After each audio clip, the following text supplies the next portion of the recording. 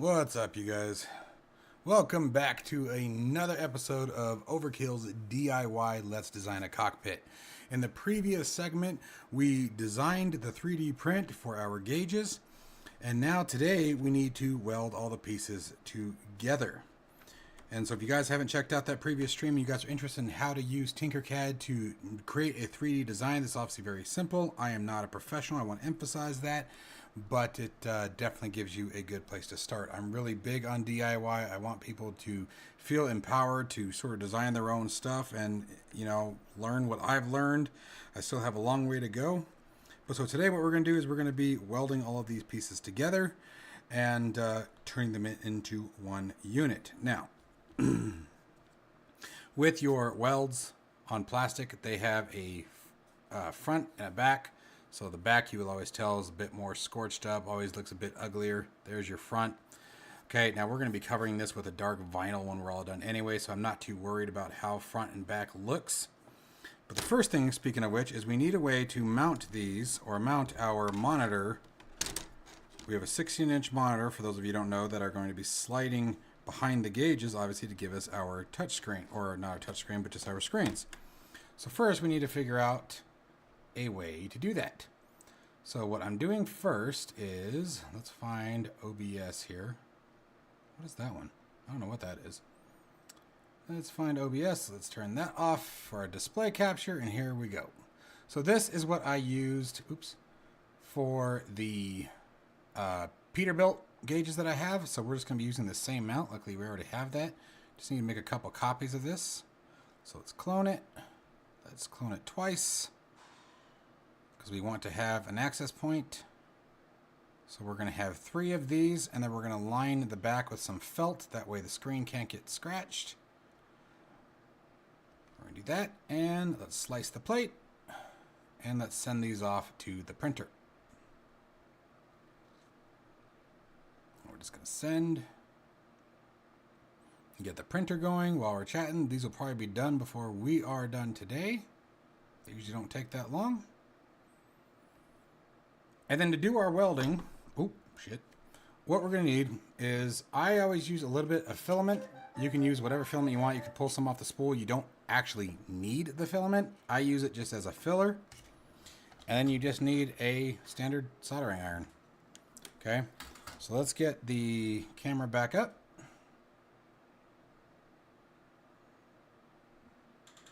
Boom, there we go. And let's begin. So this is pretty fun. It's nice, actually, kind of a soothing process, honestly. So I'm going to start with these corner pieces here. Make sure you guys can see that. And I take my soldering iron and I crank it as hot as it can go. Trying to do this in a way that the cable doesn't get in the way of you guys. A little awkward here. And then we're just going to get it, and we're just going to drag it across both sides. You can see it already starting to weld. Careful of how deep you go. Like I said, I am no professional, guys. And if you really want to clean it up afterwards, you know, that's where sanding paper will come in real nice. There we go. Now I'm going to bring this one in while it's still hot. And what I like to do is get it nice and hot and then push.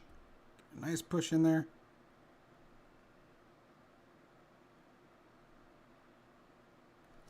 And now that we have that, I'll push down up here and just start working our way around. Try to keep those edges nice and flush with each other.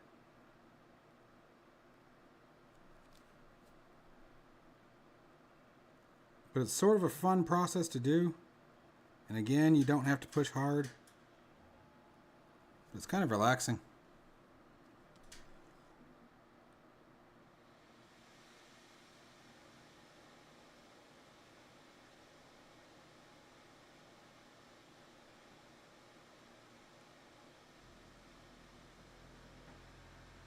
If you keep your blade nice and hot, it goes really quick. And depending on what you're doing, you can also do a crosshatch, which I'll show you guys in just a second. And that's where you can come back, go left to right. I don't normally do that. What I'll do is I'll do some filler rod, which I'll show you guys here in a little bit.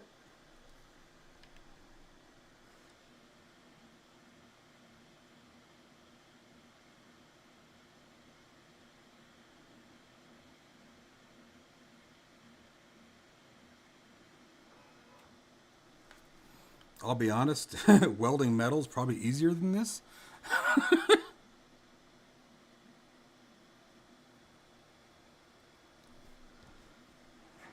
I'm gonna have to put my hand in the way for a second. Sorry guys, I gotta pinch these corners together. There you go, just like so. But so today we'll get this done. We'll probably get the felt on the back. Like I said, by the time that we're done with everything, we should be ready to get the screen behind it. We'll start setting up the screen in Air Manager is what I'm going to be using for that. But just like that. And you can see, works really well. Bonds them really nicely together. And again, making sure, so with this, what I would do is I'm going to actually get these corners together first, and then I'll worry about the bottom. This is far more flexible. I have more room to move it. So we're going to get these top pieces up and running. I'm going to get those corners lined up as straight as I can. Come on. It's sticking to the plate underneath, or the pad underneath. It's pretty damn close. But I am a little bit on the OCD side, so I try to keep everything as close as I can to straight. And whenever you have to put tension, obviously hold it for a second, let it cool.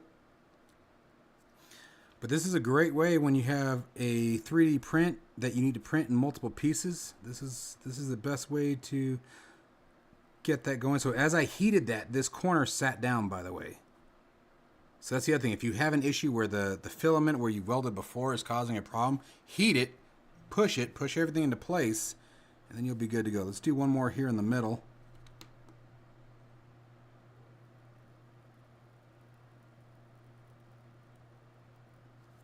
Now, if this was metal, I'd be telling you to tack on front and back so that way it doesn't warp.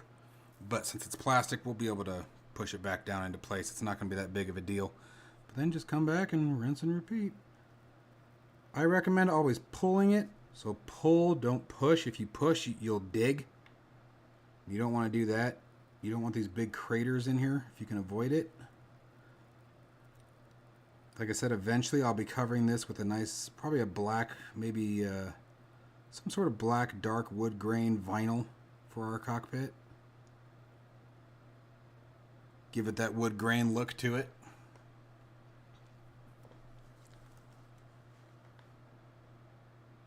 You know, I didn't even think about a 3D pen burger. I don't have one, but that's pretty cool. I hadn't thought about that. A 3D pen would work, yeah. This is Justin over at atsaccessories.com. He told me about this, and this was... And it sort of works for me because it makes a lot of sense because I understand welding metal. So this is a very similar principle. Put your hot end down, let it get hot, give yourself a puddle, and then just start dragging. I will say because of the grooves in the print, your tip will tend to want to wander, like you guys have seen it do a couple times, but again, we're going to sand it all down, clean it up eventually anyway. I'll probably get all the controls configured first, but 3D pen's a good idea. I didn't think about that. So again, pinching that corner, notice that we have a gap here, but my big thing is the corners. I want the corners to be aligned more than anything. Otherwise, that corner will pull further and further away as we heat out the rest of it. So again, as we're here, I'm going to heat this corner, give it a bit of a push. If it's not perfect, it's okay. This is just flight sim gear. I can't stress enough. Always remember, if you're gonna cover it with vinyl or something, the biggest thing about the vinyl is the seams. You will be able to see them if you don't fill them with something. But I'll worry about that part off screen. I am going to show you guys how I use the filling rod here in a second. So then what I'll do is I'll take, this is where your 3D pen idea comes in better, honestly. You don't have to, you can skip this portion of it. But what I'll do is I'll take some filament, just like you would solder, or if you guys have done any welding, same principle. Okay. And it can sometimes be a pain in the butt to get to lay where you want, but we'll just sort of start here. And to fill in some of these big grooves, especially if you have a deep dig, if you did dig on accident or you burn too far, you just take your filament. It's my finger. I lifted it up. I'm trying to make sure I keep it in the camera. So I keep lifting it.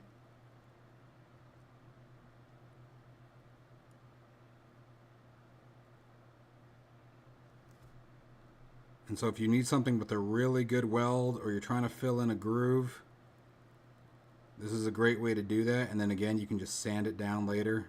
And to sand it, you can either do it by hand. I've done it with a Dremel. I actually did it with a 4.5-inch die grinder.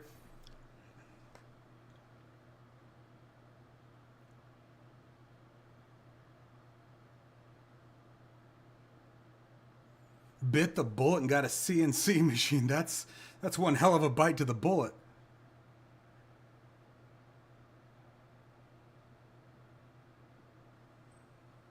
Oh yeah, I'll show you. We'll do the panel here in a bit, or the felt. Oh, what did I do? Bumped a button. ASMR vids. Just for you, buddy. Just for you. Yeah, the felt, you know, I can show you real quick. Hang on, let me go get it. I'll at least show you what it looks like, because I don't know if we'll get to the felt today. But I'll get it for you.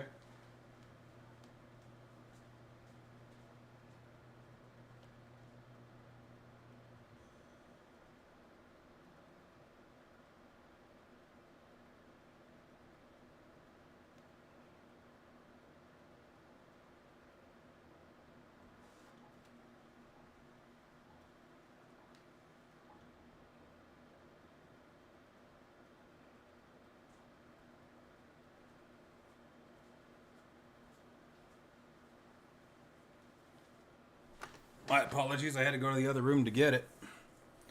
But this is, oh, what am I doing that for? Where's this camera pointing? There we go. This is what I used.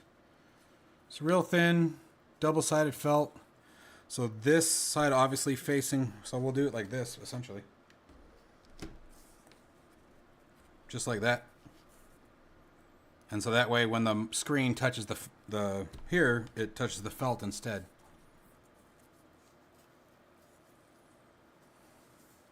Hey, if it does the job, I still think it'd be cool to have a CNC machine. Some of these tools that are out there now are getting so cool, though.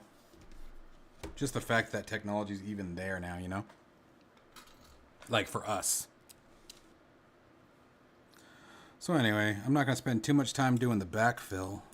I know you guys are probably interested in the gauges. How do you make the gauges? We are going to be using, like I said, Error Manager.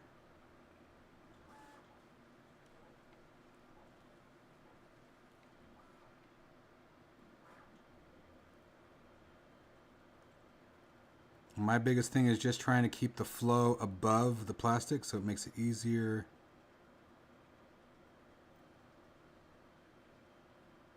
To sand it.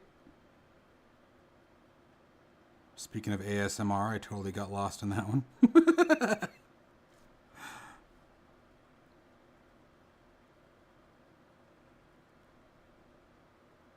And you don't even really, when you're doing the backfill like this, you don't even need to drag it. Just let the tip sit down. Like, see, I let it sink too far on that one.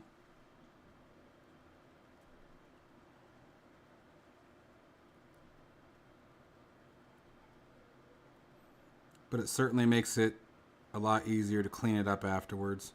And it makes it obviously a lot stronger. One of the other things that I do, and this actually, so this one I'm using PLA for PLA. But what I did on previous ones where I wanted a bit more strength is for the backfill rod, I used PETG on top of PLA, and it worked great.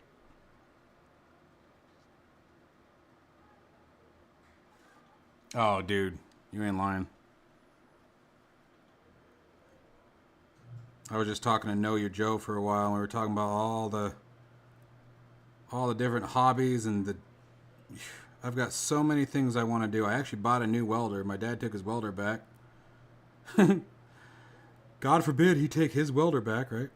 But so I bought a welder, and it's out on the kitchen table right now, so I got to get it back out and set up so I can finish making all the hardware to mount all the flight sim stuff to the rig behind me.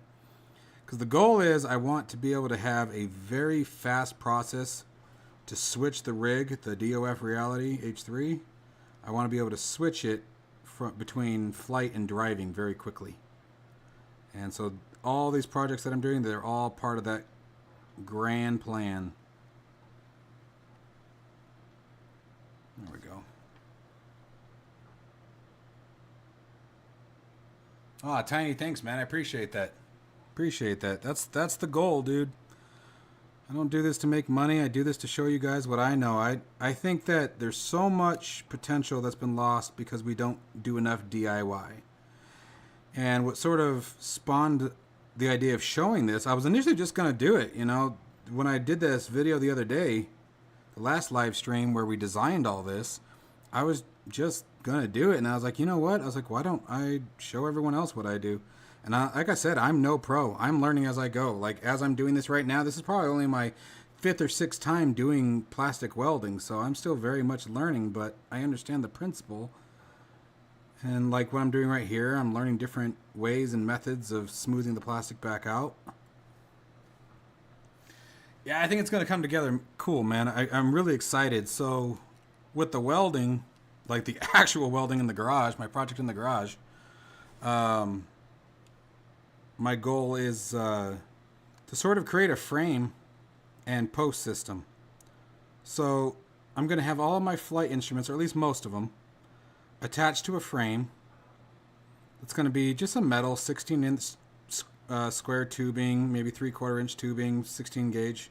Nothing heavy. Like, I don't want to add a ton of weight to it, and it doesn't need to. Again, we're not holding the Titanic here like I keep stressing in all of these videos. You know, even with this, I probably don't need to do this backfill. We're not holding any weight with this. It just needs to hold its frame. And honestly, after this line, I'll probably stop and go to the back.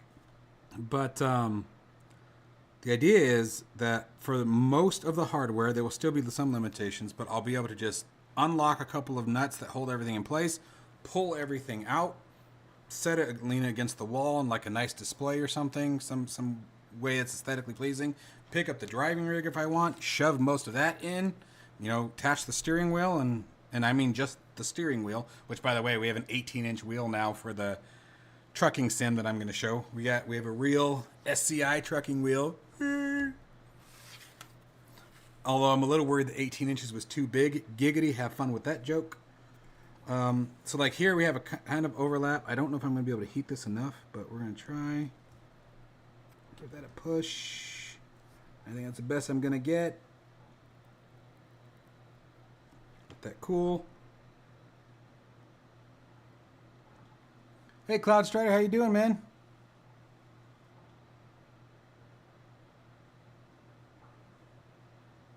Oh, nice, man. Dude, you know, I'm glad you were able to make it work with Creality. So I had wanted to get into this whole process years ago, and I had the Creality Ender 3 V2 Pro. And in 3 years of fighting with that damn thing, I maybe got 3 successful prints out of it ever. Finally gave up, got rid of it. And then, again, my buddy at ATS Accessories, he told me about the A1, and that thing is basically plug and play. Took me 15 minutes to get it set up, and I've had 3 prints fail on it ever, and that's because I loaded it with PETG, but told it was PLA because I didn't know it was PETG because I didn't read the stupid label when I got it. But other than that, it just goes. I've been having such a great time with that printer. And by the way, all of this stuff, when it's done, I'll be putting on my Patreon shop. You guys can get the plans for it there. It'll be like $2 a thing. It's nothing crazy. But I also have the PU Air Korea autopilot panel mounted on the rig. And I created 3D prints for it. Then they can be used as desk stands or vertical stands or inverted stands. Thanks, Cloud. Yeah, we're getting there, man. We're getting there. We got everything all printed out. I got the monitor mounts for it printing right now on the printer. They should be done probably within the next 30 or 40 minutes. It's probably before we're done here, honestly. And then we're going to start with Air Manager. Start creating our gauges. So at some point, I'll step away from the desk and get the monitor that we're going to be using that's on the rig, off the rig and over here. But yeah, it's been cool.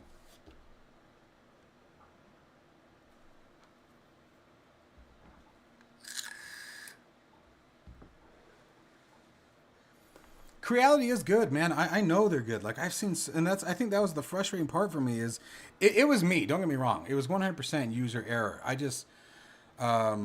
I have my full-time day job. I have the YouTube. I have the Patreon. I'm a father and a single father at that. I just didn't have the time to dedicate to learn. I knew it was me. I know it was me. There's no answer for buts about it because again, I could watch 1,000 people on YouTube make stuff with it all day long. So it was just.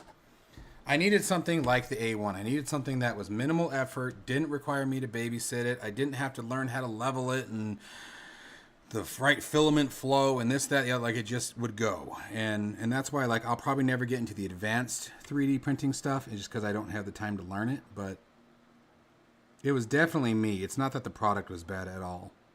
I just didn't have the time to learn how to use it effectively. And to dedicate to keeping it maintained and working correctly.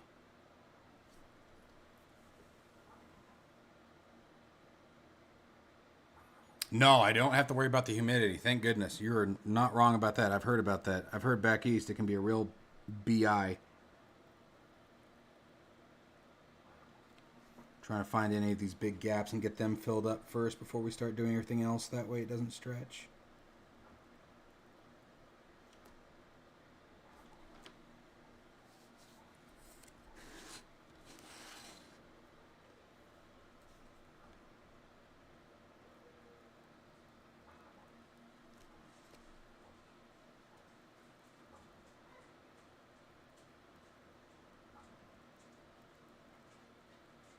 So this is awesome, though. Having a lot of fun with this.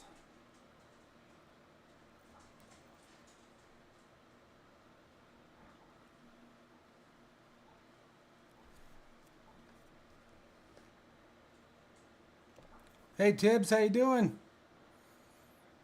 Ah, thanks, man. Yeah, we're getting there, dude. It's going to look a lot better by the time we're done. I think we'll end this episode when by picking out the vinyl we want to get for it. Let you guys have your input on that. We did have to reprint this piece. I had the angles wrong. We were way too long on the arm, and somehow I had this completely wrong. It still sits about the head's worth above the rig, but I'm also going to put some felt on in here, so I figure that will tighten everything up and close all the gaps. So I think that in the end that was a hidden blessing, but the angle looks much, much better now. If I think about it later, I can actually show you guys I still have the original piece that we printed. But so I did have to make some modifications to that. And what I ended up doing, I don't know why I didn't think about it before, like last time I measured here, all I did here was measure this distance right here. Measured that distance on the actual yoke, and then measured the distance from the top or the bottom of the angle down to the bottom of the deck. Duh. A hot pink vinyl? Careful, bro. I'll do it just for you. Just for you.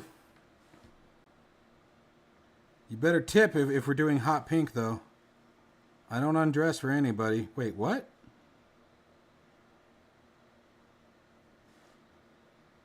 How'd you guys know I wear hot pink?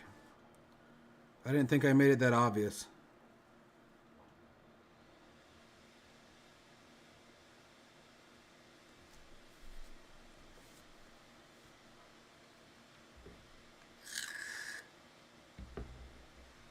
Hope you guys don't mind the vaping. I'm sorry. It's my vice. Wow. You guys want to know the relationship I have with my father? He just sent me "What up, douche."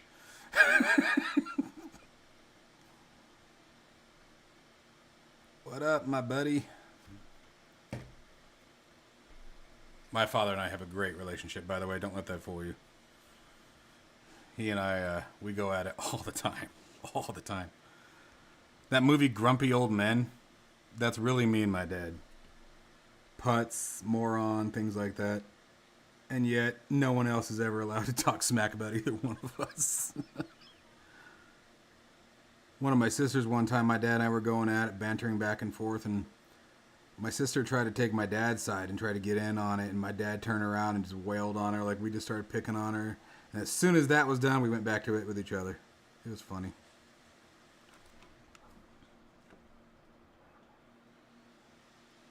And I just rested my hand on hot plastic. I don't recommend doing that.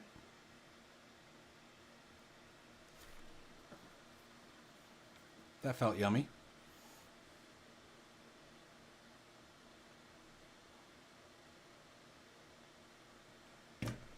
See, I said, what's on your mind? I said, what's up, buddy? He goes, nothing, just chilling. I'm like, great. I love you too.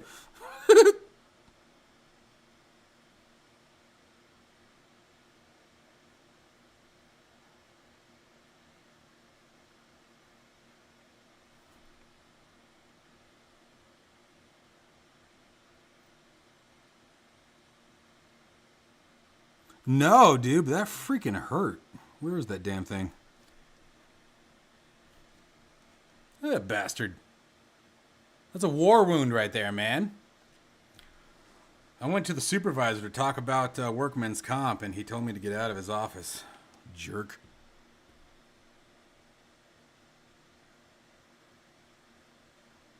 I am confident that cardboard cuts hurt more than paper cuts, though. I had a bunch of cleaning to do yesterday, so I'm still renting my house with the market the way it is. Probably will be for a while. And we have a biannual inspection, so it's time for that. So I started obviously doing the deep clean, right? We live perfectly pristine here. And I got, what was I using? Oh, an oven cleaner. And I got it on my finger. Holy shit, that lit it up. Damn, that hurt.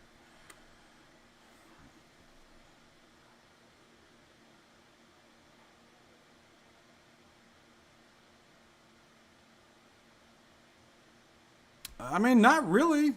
So, I mean, like I said, so dude, I probably don't have to weld both sides. Like, honestly. I mean, you guys, this is a seam right here. You know, you can barely see it. So you could probably get away with just welding one side.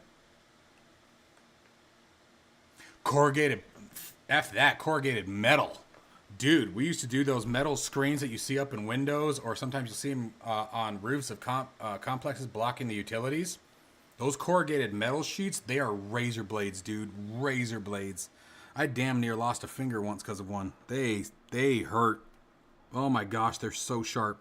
I was picking up a big sheet of corrugated metal, and it was the tiny one, the one that just looks little pinholes, right? And I was picking up a sheet of it, and me being the dumbass that I am, dude, I'm so bad about protection. I don't wear masks. I don't wear ear protection. I do wear safety glasses because my eyes are everything. But I don't wear gloves like I should, and so I didn't have gloves on. And you know how they, I don't know if you've ever been around metal, but they all come with a oil on them, and it's to help keep them from rusting while they store. And I went to pick it up, and my hands were already dirty, and it slipped and went wham! It went right through this finger right here, dude. And of course, I have dirty hands oil, so that's in the wound. It's nice. So I'm bleeding oil and dirt. It was fantastic. But yeah, anything corrugated, God, they hurt. Yeah, it's like a knife. You hit it. Yeah. Yeah.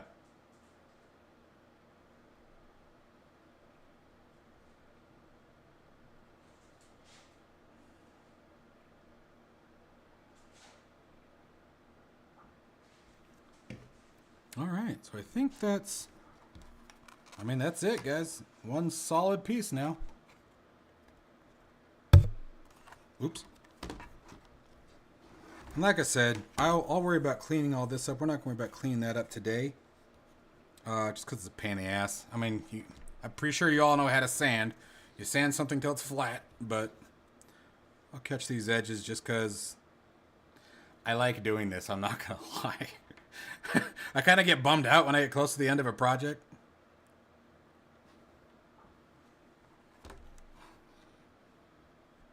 But we'll seal it all up. But it works so easy. Or so well, I should say. Get you guys a nice shot here. Where is it? Okay, here we go. Here's your ASMR. Listen to the soothing sound of my voice. Did that work? I got the adhesive backing vinyl. It already has some, but I'll tell you what, you're onto something there. It works great if you have a smooth plate. I don't have a smooth plate for my printer. I need to buy one, and it's literally just because I haven't bought one. So if you have a smooth plate, the vinyl with the adhesive backing works great. But because these are obviously, irrigated, they have grooves and whatnot, it doesn't stick really well. So honestly, I was thinking about a 3M adhesive spray, that spray glue. That's what I used to put my roof together for the truck. You're melting away. So that's interesting that you bring that up. Let me go show you what I was thinking about using. And it might be too much though, honestly.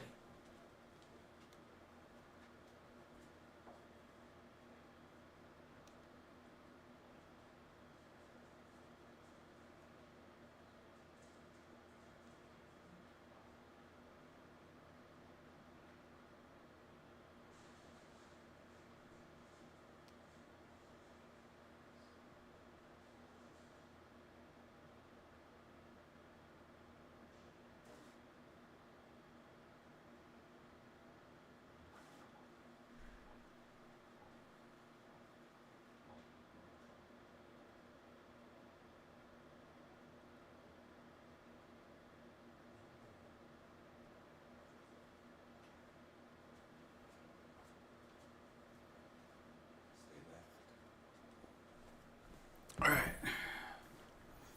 Look at that. Coffee delivery. So this is what I was going to... Why do I keep doing that? I'm not used to the camera being right here. This is what I was thinking about spraying this with and then laying the vinyl down on top of that. Because what I found with that other one on the trucking rig is it got a couple parts that are lifting. And they're all inside one of these rings where it's just bubbled. And it's not the end of the world. You can't really see it. If you're like me and you're obsessed with things being right, then you'll notice it. And it really pissed me off when I saw it, because the only way I can do it now, the chrome gauges on my truck are, I use JB plastic weld to set them in, so they're not going anywhere now. And then I went back with some of the welding, the filament, and did the edges even more. I have the Bamboo Labs A1 Colliminator.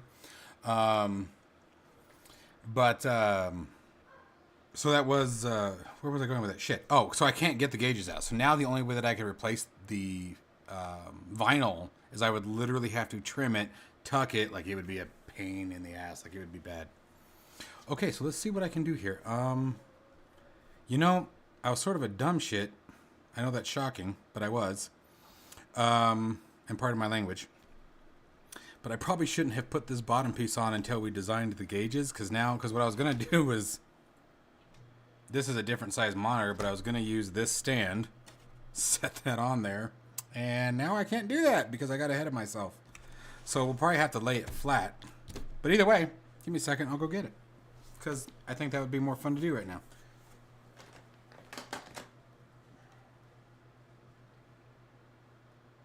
And here, actually, real quick. Let's grab the big mama here. And I'll show you guys how we did. So this is all how we pulled it together on the last video. What is holding that up? Is there something in there? Oh, there's a screw in it. When did I do that?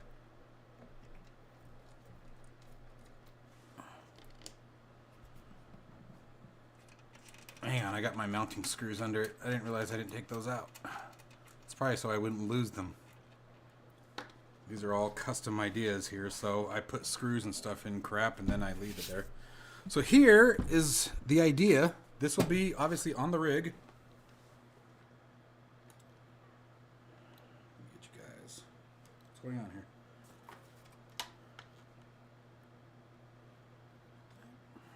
And let's see here. Be on that side. Oh wow, welding it really pulled it in. May have to sand that a little bit now. Look at that. Look at that. Holy crap, that is tight. But so, there it is. That's the idea we're going for.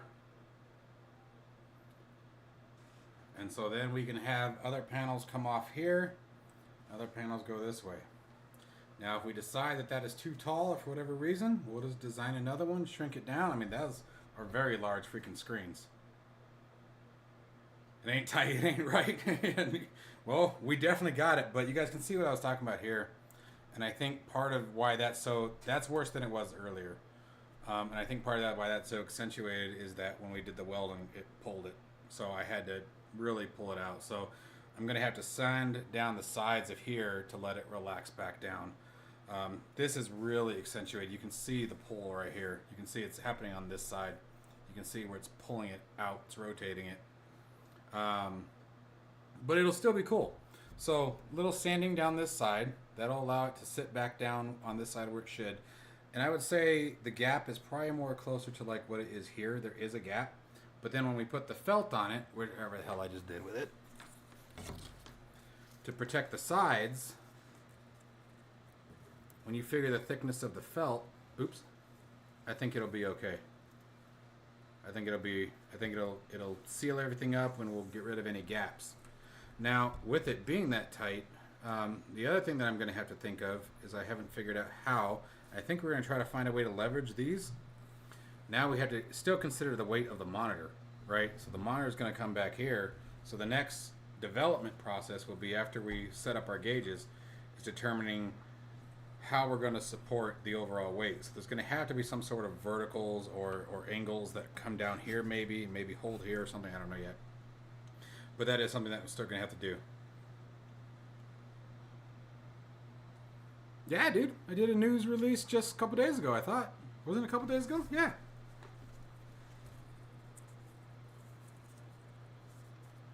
When did I do my last one? Let's see. I thought it was earlier in the week.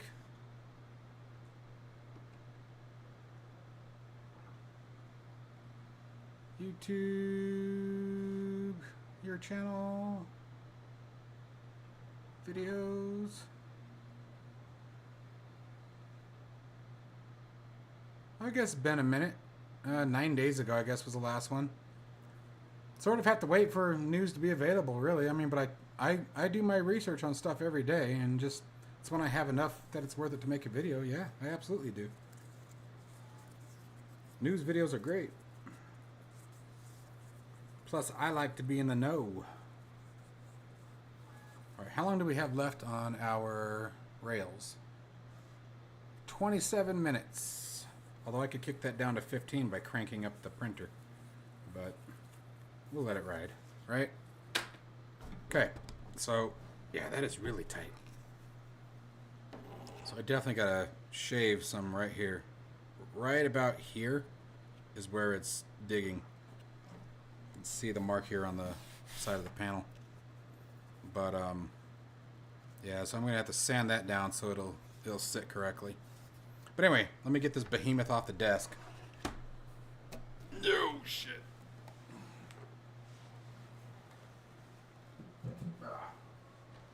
And I need the monitor.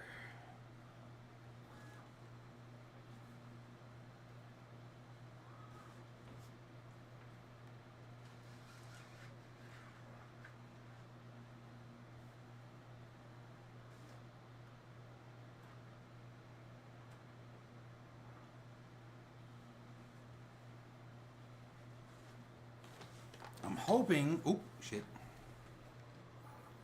Oh, no, you're good, dude. I didn't mean that to be like, pay attention.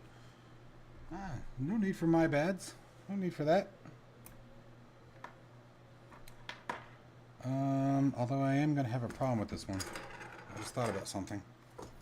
These two screens use different connectors. The USB cable will be fine. The rest of it won't be.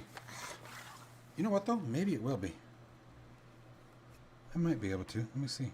Oh, that's using that. Shit. And this one does not have HDMI.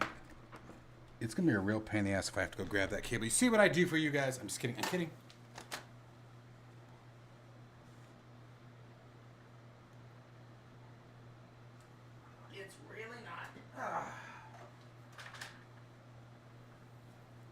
See all that effort I had to put in? I'm tired now. We also got the pull horn for the truck. I'm going to get that mounted tonight. This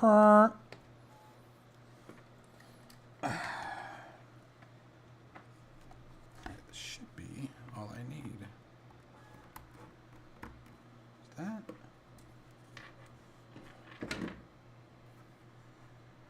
And that. That should be it. What's really cool about this monitor too is it comes with a little stand. So it does make this part pretty easy. And I'll be actually able to share this specific screen with you guys so you can see what we're doing.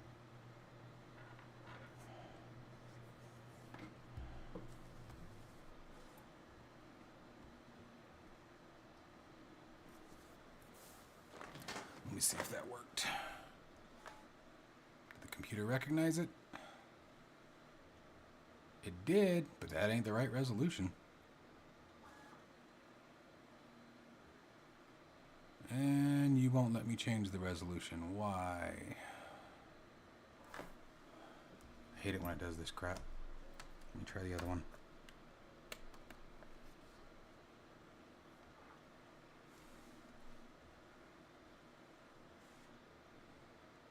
There it goes. Cool. Now we've got the right resolution too.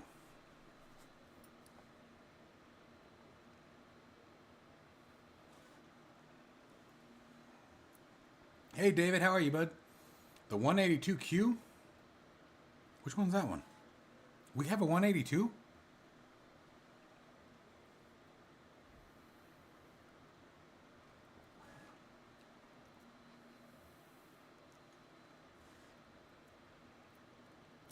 Burger, the idea is general, sort of, kind of a mix between like a TBM 850 and the Duke. But the idea is general use, that I could use it essentially with any aircraft I want, right? And yes, I did upgrade to Air Manager 5. Which I really haven't seen a benefit to yet, but I haven't gotten very far. Air Manager, I am very noob with, by the way, guys. Just to set that precedent, I am not very good with Air Manager. So if you guys are, then you'll be my guides.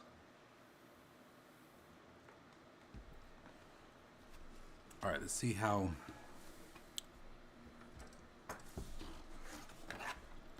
we did. Look at that. Waste not, want not, right? Look at that. Perfect. Perfect. Bitchin'. Oof, it is really close. We may actually be able to see a little of the trim in the bottom or the top gauges. I'm going to have to pick which one. We're a little close. We're a little close right here. You can see the very top of the bezel here. Oh, Coronado? Okay, yes, that one I do know. Okay, yeah, I thought you were referencing a new one. Coronados are fun. I just wish they were a bit more detailed in the systems. Dude, I'm going to have to be perfect when I set those stands. But yeah, this might actually be slightly... It is slightly too big. So, I don't know, guys. Trying to decide how much that's going to annoy me.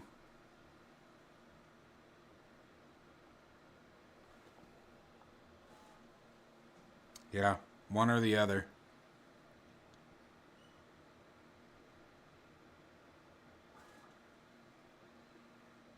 For inside, that might work.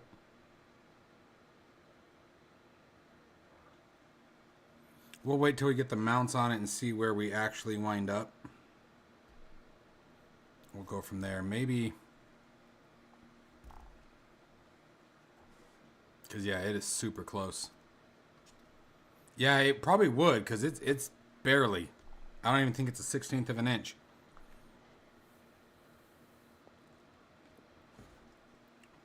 But anyway,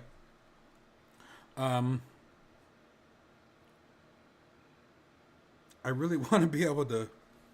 I really wish I hadn't welded that bottom piece on. I'm really kind of annoyed at myself for doing that. Did not think that one through. But I guess we'll try it from here. You guys will be able to see it probably better than me. Let's get into Air Manager.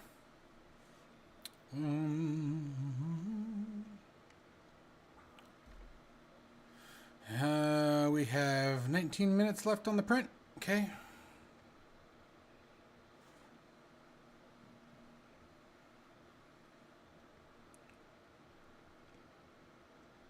Move some of this stuff around. There we go. And let's see here, Air Manager 5.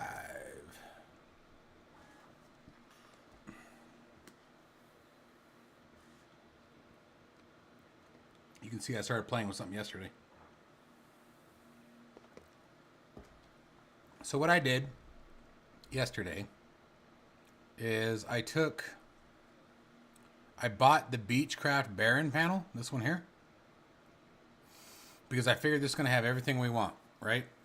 The only thing it won't have, and this is where I'll probably have to make multiple profiles, and I mean that's the plan anyways, to have multiple profiles for each aircraft, just based around this design is the idea.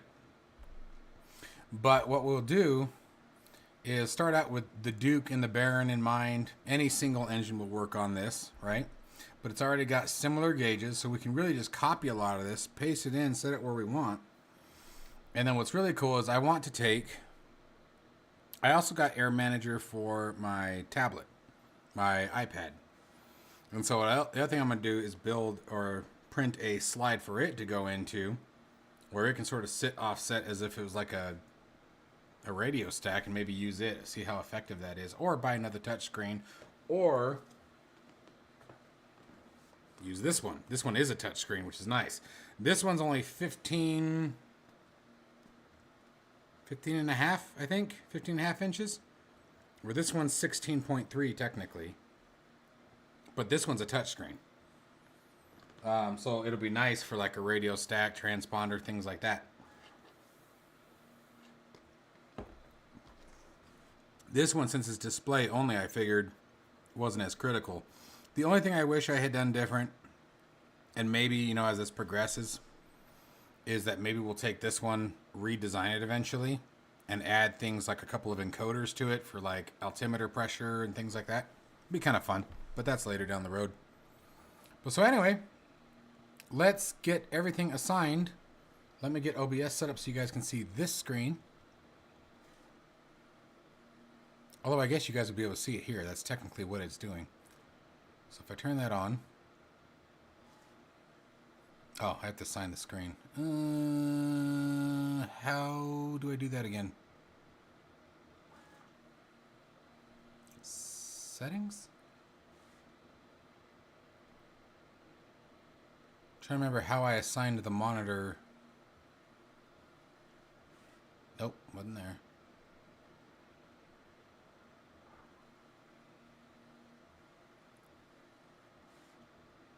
Was it here? No. That adds our gauges. How do I assign this to a monitor again? I can't remember how I did that. Scroll down on the panel itself. Oh, yeah. Thank you. Appreciate it. See, you guys are going to be able to help me with this, I promise, because I am terrible with this. Show panel on display, and this was the display. It should be number 5, 19 by 1200. That's correct. There it is. Okay, so now if we go back to panels. No, we were already on the panel. We were already on the panel. Scroll up. Okay. Gotcha. Thank you.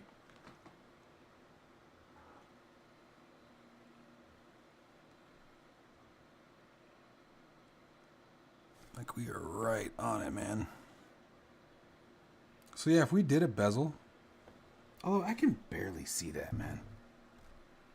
This will be a lot easier to refine once I get the mounts on this and we can actually mount it. this here. Let's turn this on. Got an idea for you guys here on this one at least. We can do this. Won't be perfect, but at least you guys get to experience some of it. Did you get over here? Thank you. And don't worry, I'm gonna adjust the cameras and all that. Give me a second here.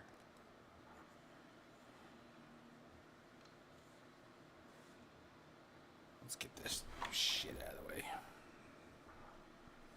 And actually, you guys will probably help me by doing this. Let's do that. And then let's...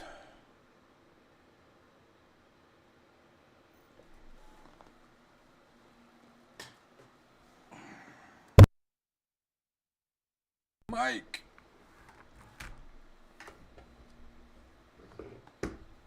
I have too much on my desk right now.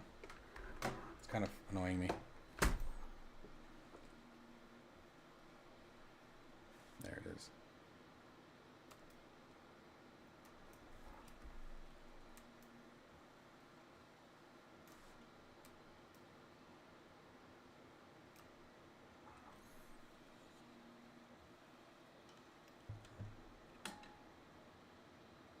Oh wow.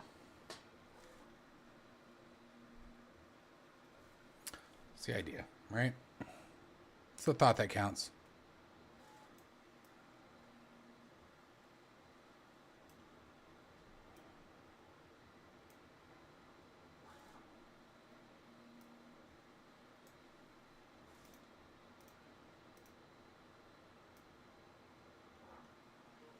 Okay, that should work.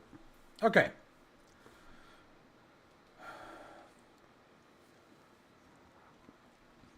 Yeah, this is a good screen. I like this screen. I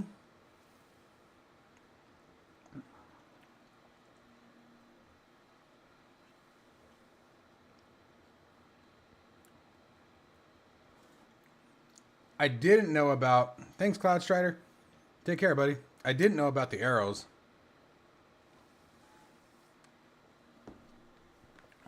But that does make sense.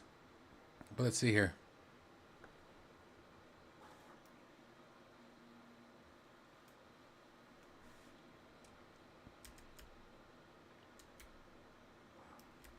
I do like that it's a live update, though. So the program I use for the truck is called SimHub. And you have to adjust it on the screen, then click the save button, then it updates on the actual monitor that you're using. So this is a lot nicer to do that with. Okay, so we got that. Now, let's see here. How did I do that? This is where you add an instrument. And this is where I can find my G58 again. I think it was that one that I was using. So we got airspeed.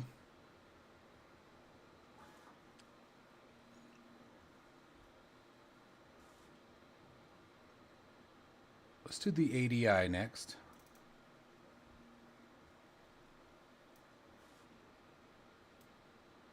Wow, that's almost the size, isn't it? Dude.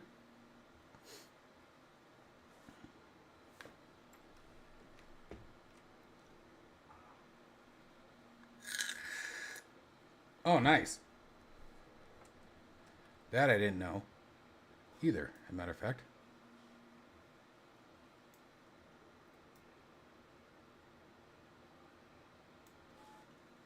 Now, what if I wanted to... I guess I can't scale it past the monitor, can I? So I'm kind of stuck with the bolts and everything.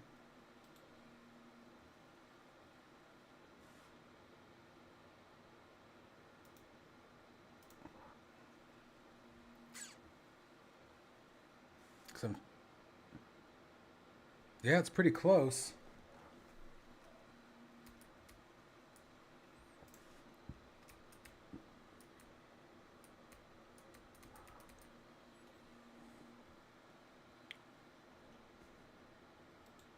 So far the snapping is okay. Will it go past the screen though? Well, but I guess that's the other catch.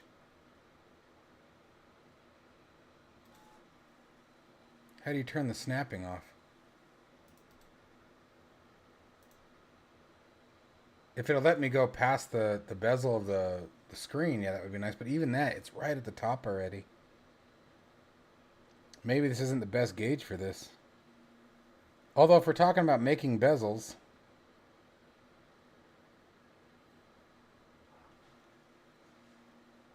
panel settings or general settings.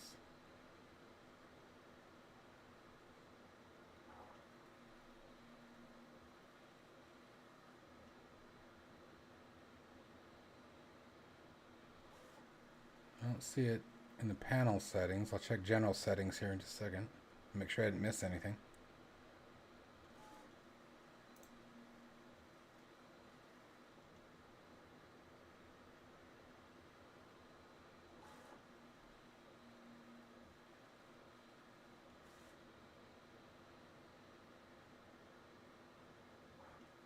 I don't see it.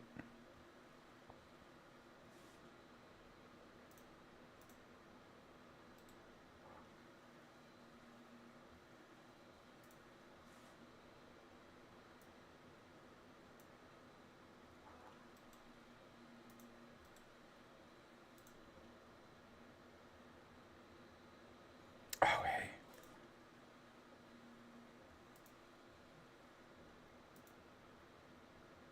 That didn't get rid of the screws, though. It's because they're part of the image, huh? Move front, move back, scale. Let's go to configure again.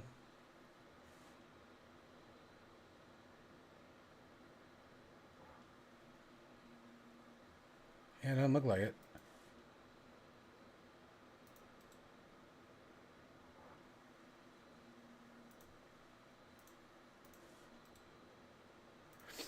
Not the end of the world for right now. I mean, we're going to have to make some changes anyway, because I don't know if I'm crazy about the white lines around here. And I can see the screw heads here and here. Like, even assuming... Just play around with it for a minute. Oops. That was too much. How does that look for you guys? Not too bad. Yeah, if I could stretch it out up above the... There's a show bezel setting? Where's that?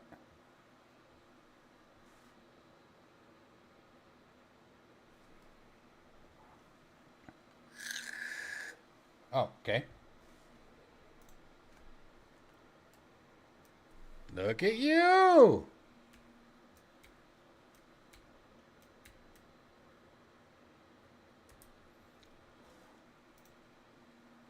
Probably still gonna have to find a better gauge because I don't know how I feel about the white outlines.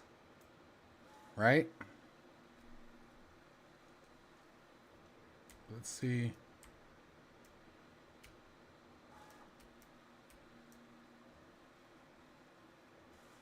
That's pretty close. And again, if we get our own bezels, and this is just a design concept, so we can keep going.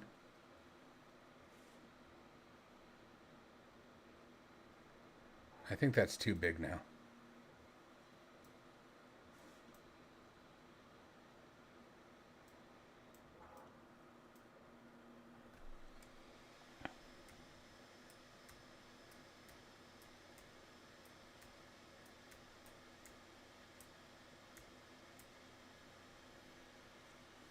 Yeah, I think so too. Let's see what we can go find.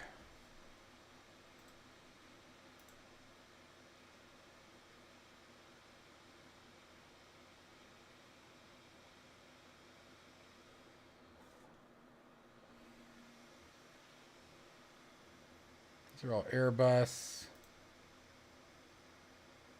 Coronado only has a couple.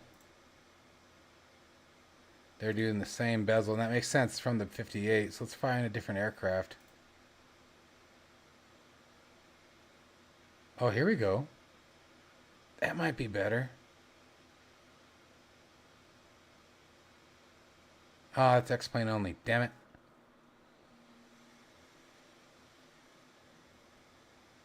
How do you have all of these that are compatible for everything, and the one that we want, or the two that we want, aren't?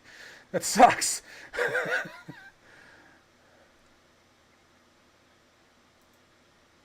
Let's do this.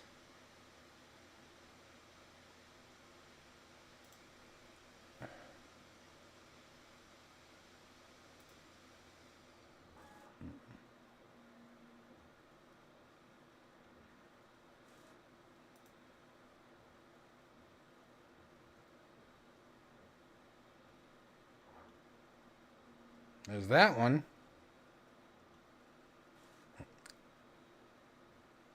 Oh. Fine, Mr. Smarty Pants. What's under the generic?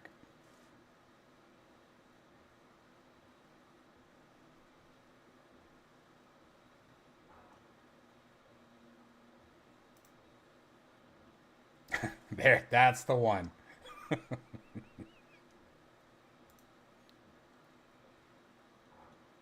a heading indicator. I'm not sure ADI actually filtered correctly, though. Yeah, let's go back to the 172. That actually looked like that might have worked the best.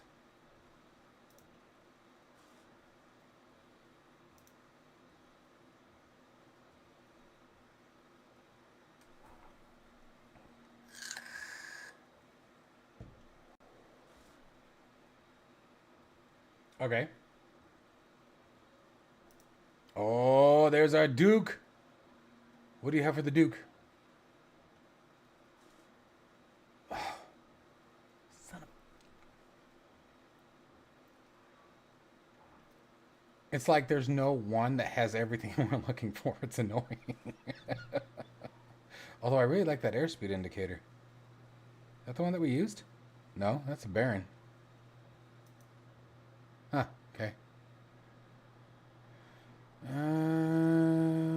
Where was I? Well, you know what? Out of the interest of learning what you're talking about, let's go back to the Baron one. Let's find this one again.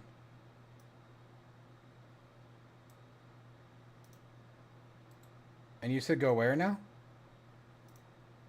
Find image in question. By code, add. So where do I need to go? How do I get to the code? Isn't that development?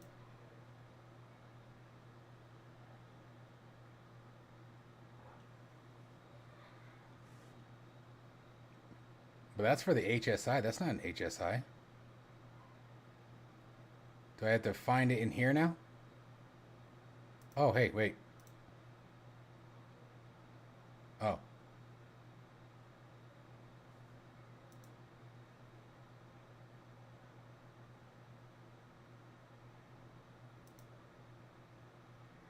Okay, no, I'm gonna wait. You can tell me what to do here.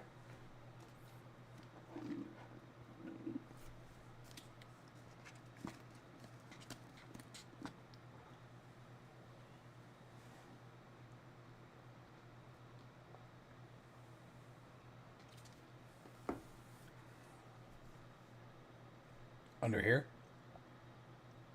So let me go back and see what the attitude indicator. So good development. Add new instrument. Nope, that's not one that creates one.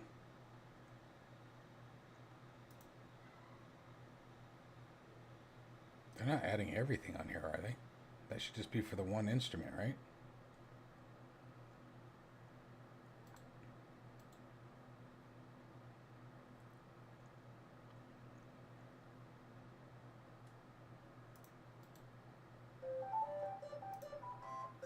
Our mounts are done.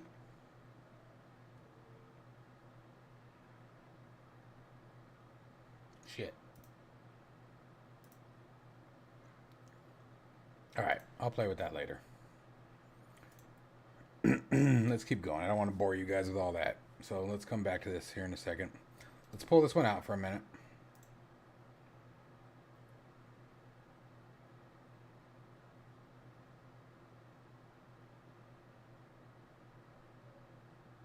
Oh, it's not a huge deal. Probably should find a different one for that anyway. Make things easy here. The idea is to keep it simple. So let's go back to the Cessna. I actually thought the one on the 172 was going to work. It seemed a bit simpler.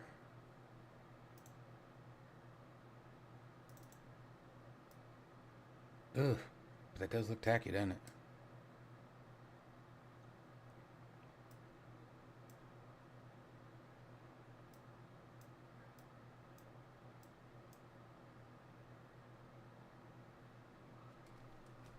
All right, man, take it easy.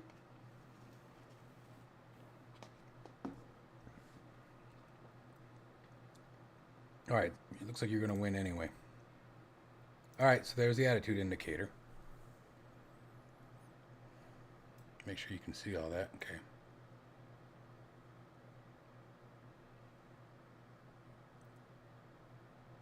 So there's your images. Horizon, bank, flag. BG, is that background, you think?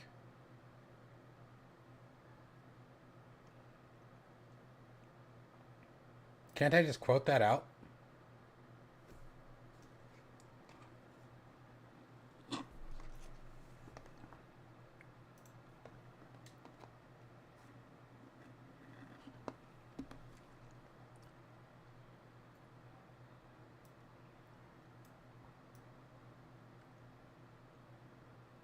Okay.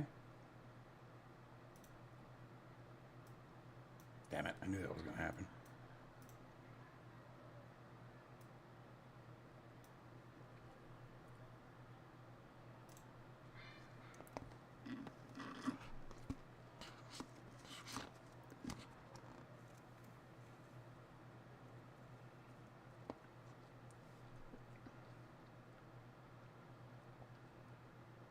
That's not bad.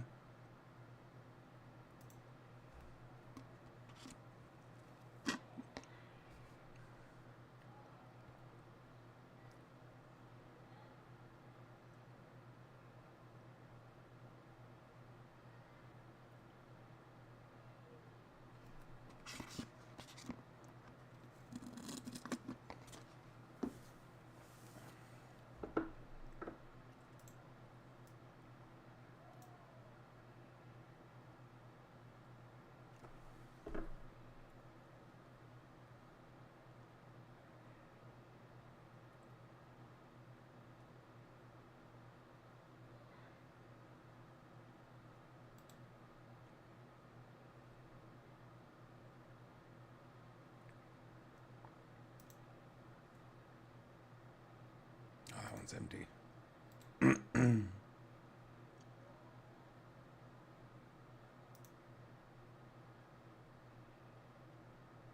They're all empty so far.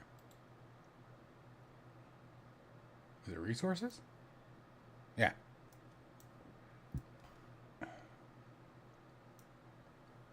Yeah, so that is BG. But we'll miss... Well, maybe not. Can't you just hyphen them out? Yep. Now do you have to save it? Or does it just do it?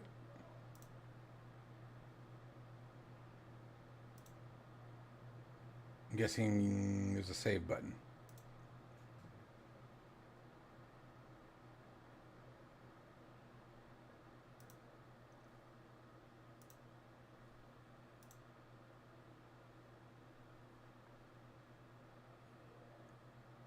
Then add one for the image add. Oh.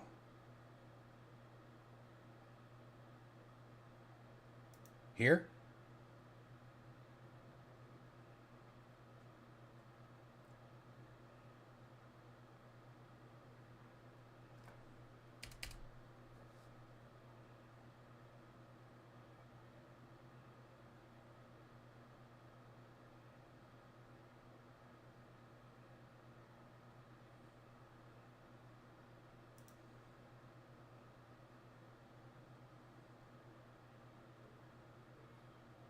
Where's the save?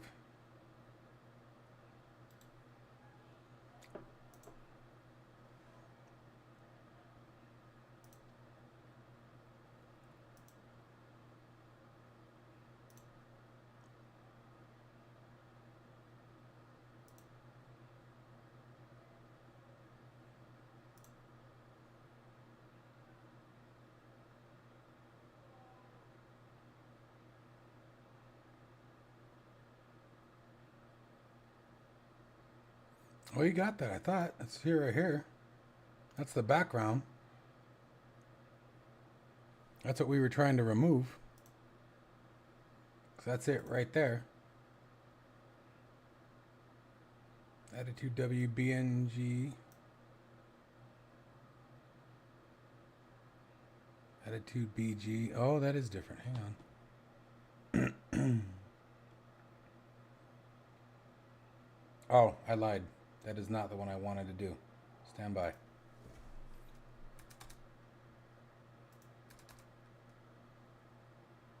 Attitude WBG.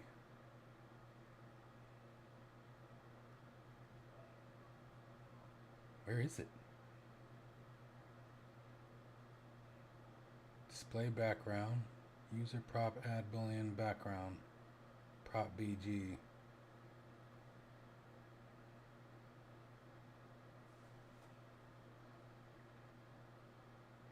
Yeah, but that's not the right image according to this.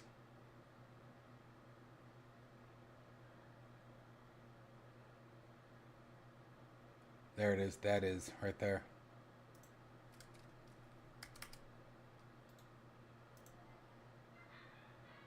Now if we go back. Now do I need to refresh the panel?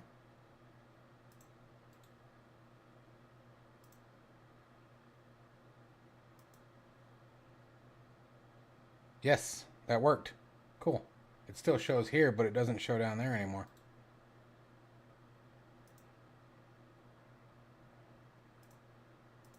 Oh, that just does the same thing. Just trying to see if there was a way to refresh that window, but hey, that worked.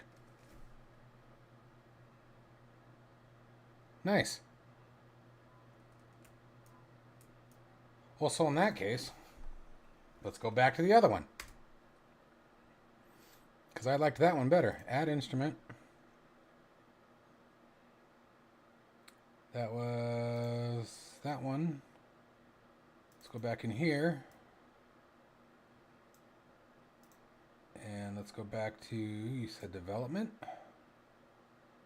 And it's got to be that one again. Open folder. Resources.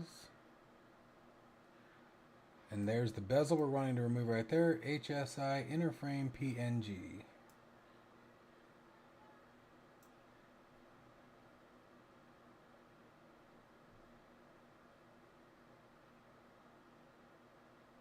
HSI interframe. HSI interframe PNG.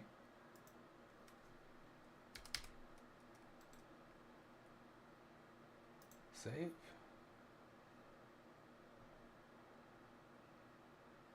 Go back to home. We'll go to panels.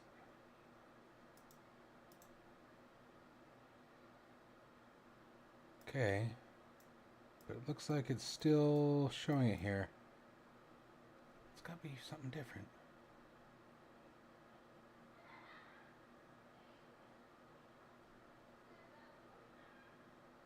Yeah, it's still showing that.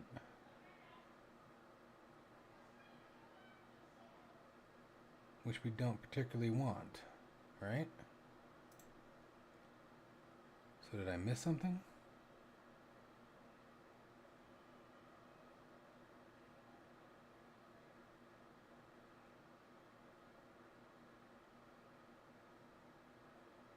Although the HSI backdrop looks like it has it too, but it has everything, so we don't want to do that. Outer frame?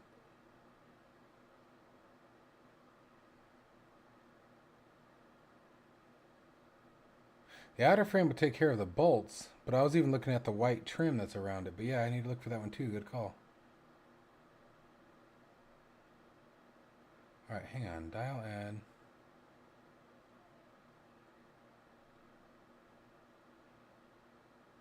These are the variables. These are images. Okay, now those are all the actual functions.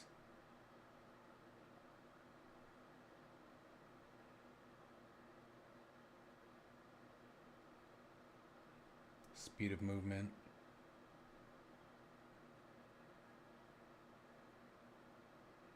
There's the inner frame.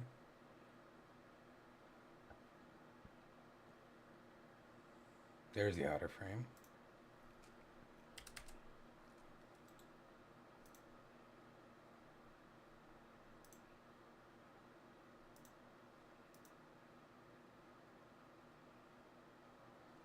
Wow, this one's tough. This one seems to be doing it regardless.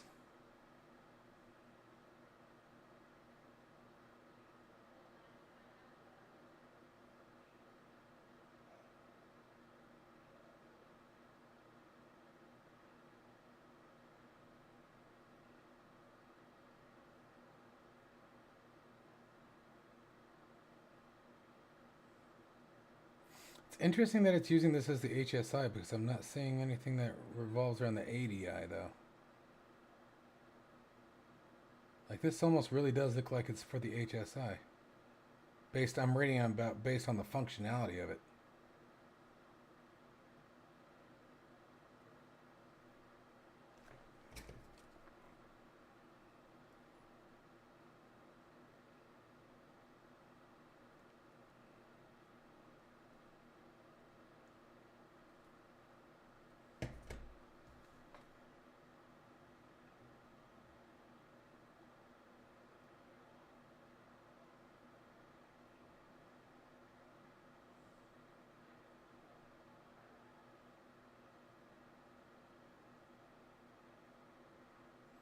The other thing that's interesting is I don't have any of these loaded.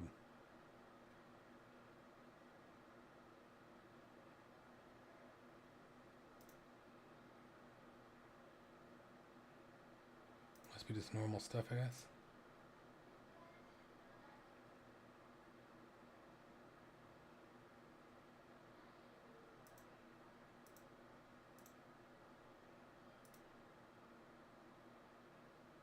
Yeah, maybe. Not the end of the world. You know what? For right now, we'll just put it in with the bolts in it. That way we can keep going. I don't want to bore you guys to death here. We'll figure it out. And it wouldn't be the first time that I've developed my own gauges, so if we decide to go that route, we will. The images I'm comfortable doing. But let's at least get this set up because I want to see what it looks like. So there's that. And then what else do we need? Speaking of the HSI, let's add the HSI. It'll be interesting, you know what? And we'll find out right here too. If we add the HSI and those components are missing, that'll be our giveaway. That it's doing something weird, right? Because there it is right there. No, it's all there too. Interesting.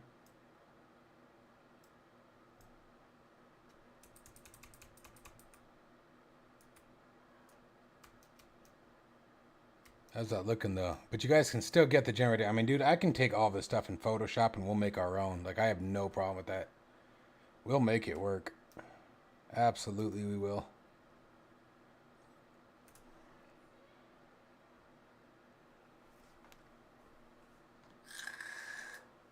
Yeah, it's no worries, dude.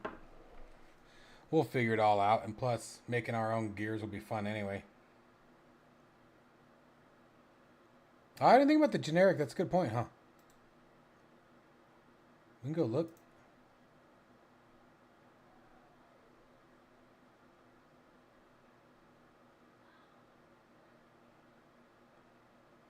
There's 134 in generic. God, it's got everything, doesn't it?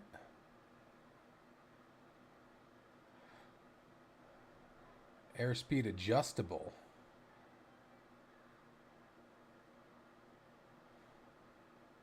Oh, hey, right there, dude. But they're stacked. That could be a problem with our bezel. Let's try that. You can hide these, can't you? Ah, that's making me ding. Fine. Throw this in. Oh, no, they're separated. Dude, that's perfect. We can totally live with this. Although I don't know if I want the airspeed and everything in it. This is more like the G1000 kind of thing, but let's play around with this.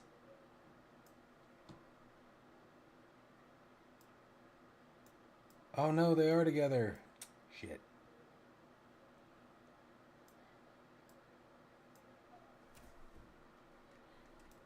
I don't really want... Can you... Is there a way to scale them by side? I'm just going to pull it all in it. Oh, that might work out, honestly.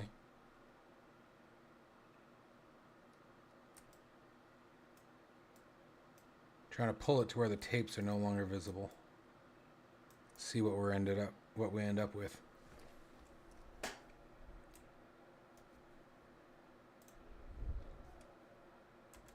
And I'll send it to the back in a second. That's not terrible.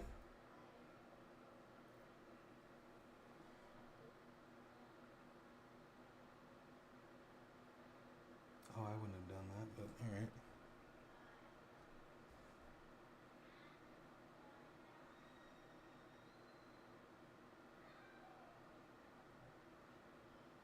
Oh, okay. Let's do that.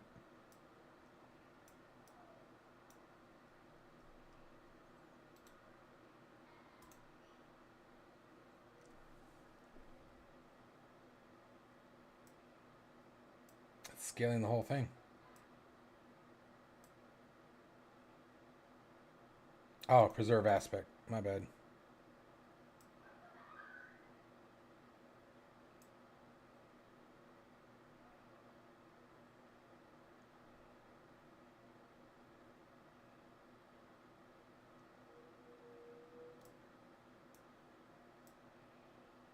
Let's start from there because I can see the left side.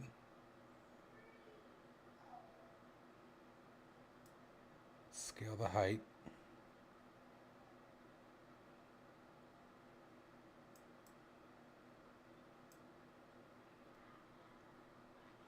We're still going to miss out on a lot of information though. I wish they were separate, dude. That sucks.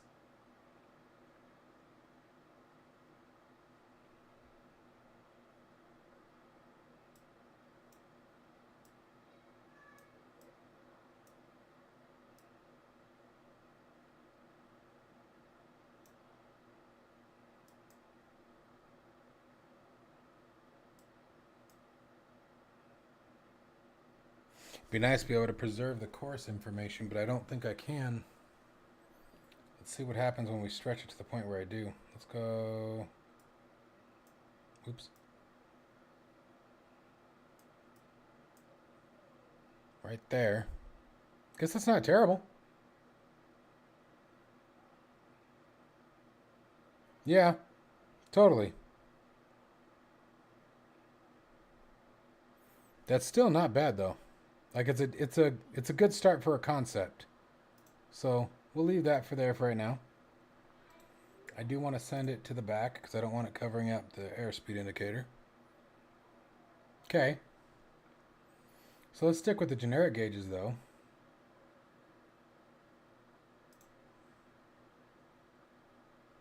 And we'll definitely come back and peek around. We'll keep an eye out as we're going through these.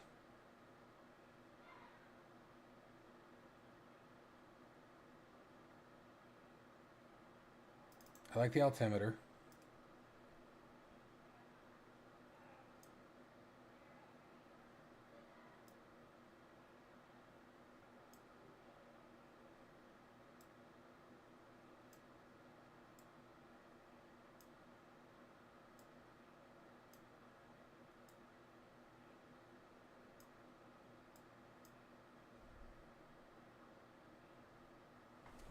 How's that look?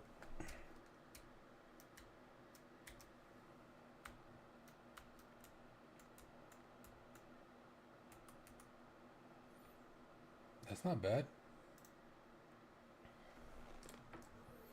Like I said, all this stuff will need to be refined. The idea here is just to get a concept together.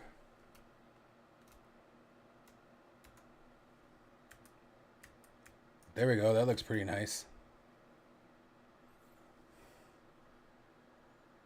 What else? What's next?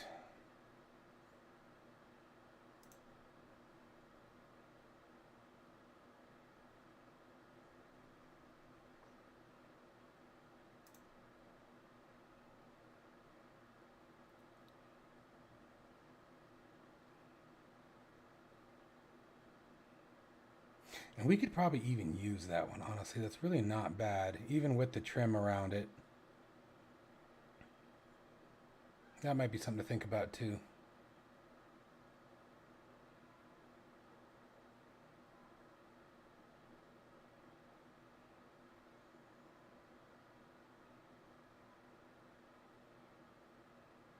Oh, that would have been a cool altimeter too. And there you go. There's your EHSI that we were talking about. That'd be nice. Yeah, dude, you're right. There's a lot of options here. You got a lot to choose from.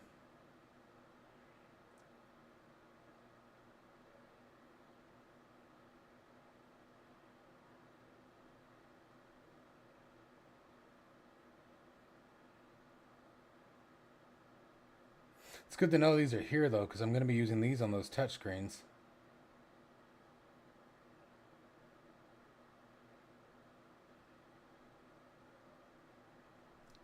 Let's put a Hobbs meter in there.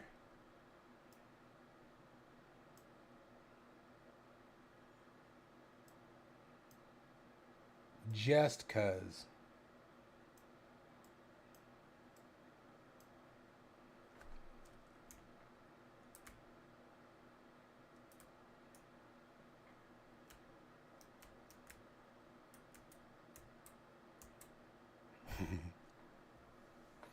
Cool. Like I said, I'm not going to worry about scaling everything perfectly until I get the monitor mounted to the back of it anyway, because all these positions could change. This is dope.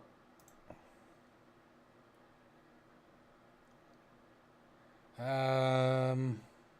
got airspeed, altitude. What about vertical speed? That'd be another nice one to have on the big gauges. I didn't see a vertical speed indicator. Did you guys see a VSI?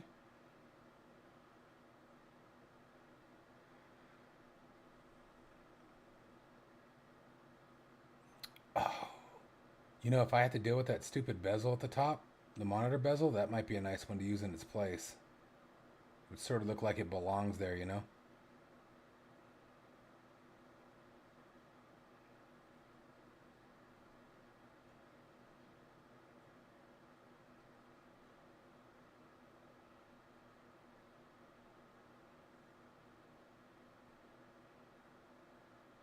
Yeah, I didn't see a VSI, which is interesting.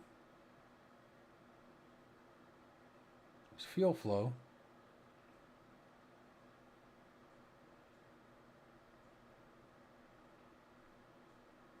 Alright, let's go back to the Baron for a second.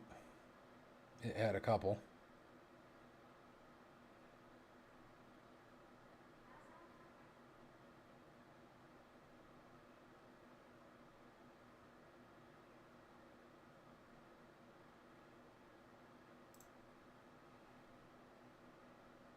And see, a lot of these gauges, these ones aren't bad at all.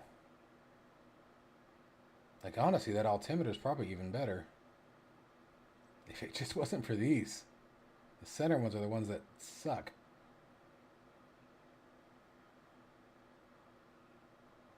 Oil, engine temps, flap control, fuel flow, fuel quantity. Hey, how you doing, man? Hey, Ha. Manifold pressure. Oh, the manifold pressure.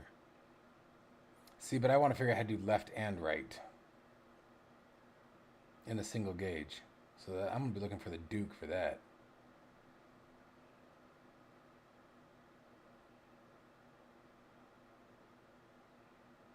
Slip indicator. Got to have a slip indicator. That's not exactly one that isn't used.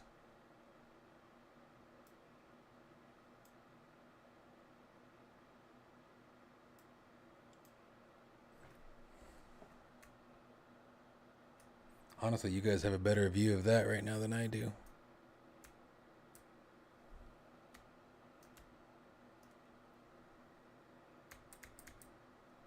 There we go.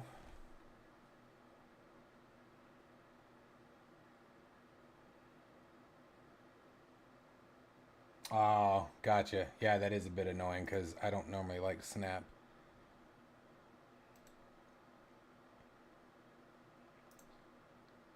Alright, so I still need a VSI. Gotta have that vertical speed indicator.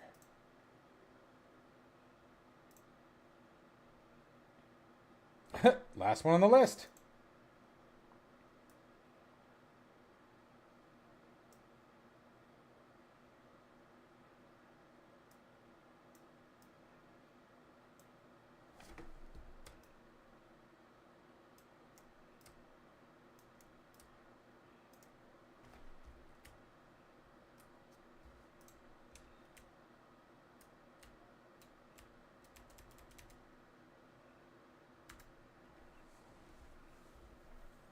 All right, what else? What are we missing for the big gauges? We have one more big gauge.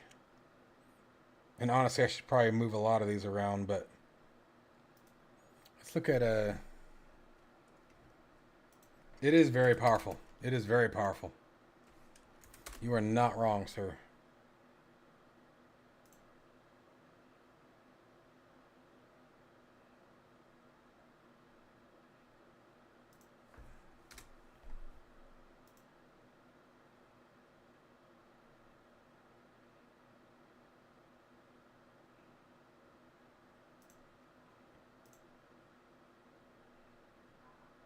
Gotta love FS Elite. Boom. Okay, so what do we got? We have airspeed. Oh, they have the ADI way over there, at least standby ADI. And then we have altimeter, vertical speed. ADF. I guess we could do like a compass.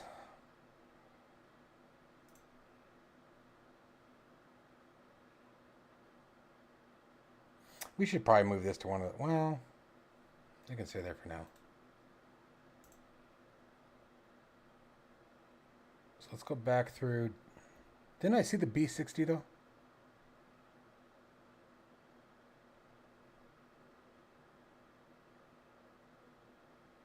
The Duke. This is the turbine though.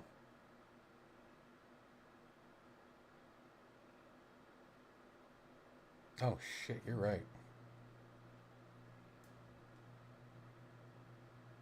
Yeah, no, I didn't even think about that. I was paying attention to that earlier, but then I stopped paying attention. I think they all are. Yeah, we'll add this one and then I'll check. That's a good point though. I did stop paying attention to that.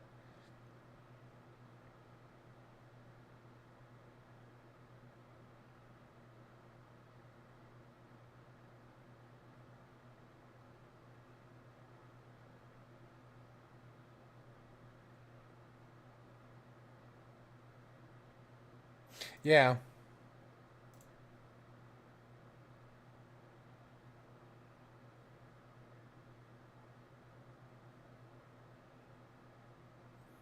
I know the Baron ones all are because I bought the Baron for specifically making sure the FS was supported.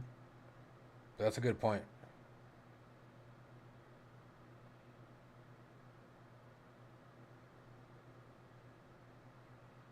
Put a VOR. Yeah, let's put the VOR in. Gotta have your navigation, right?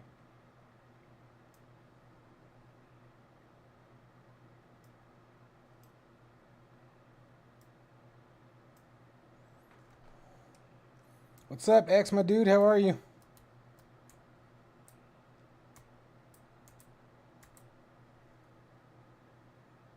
Alright, guys. How we looking so far? Not too shabby. Few tweaks, couple gauge trims that we'll want to adjust. Not too shabby at all, though. The idea here is I'm going to learn how to get the gauges right. We're going to have torque, inlet temperature, all that jazz, but we're going to try to set up for twin engines. So each gauge will have 2 needles in it.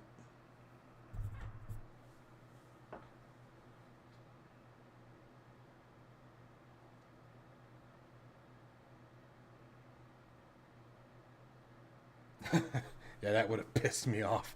I can't blame you there.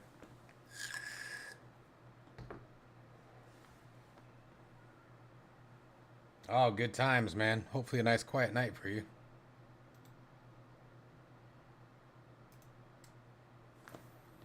All right, so the idea would be...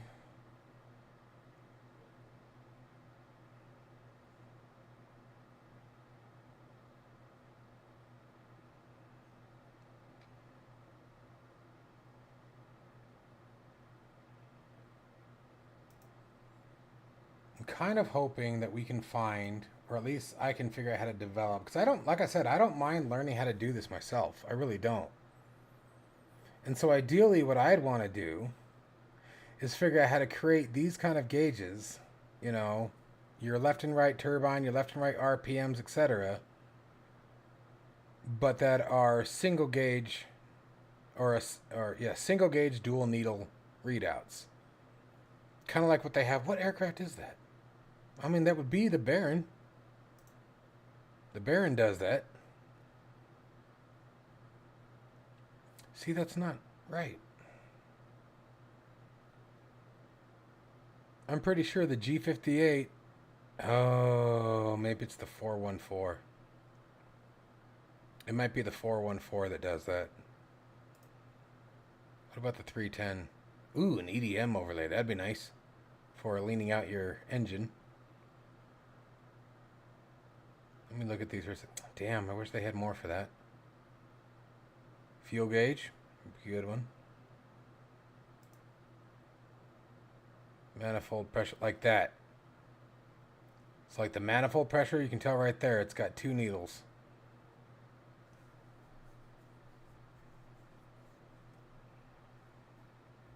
I was looking at that link just yesterday. Yeah, I have that one saved. Thank you, by the way. That one I have saved. You're absolutely right. It was pretty handy. There we go. Right there. There it is. So here, that's the RPM for left and right.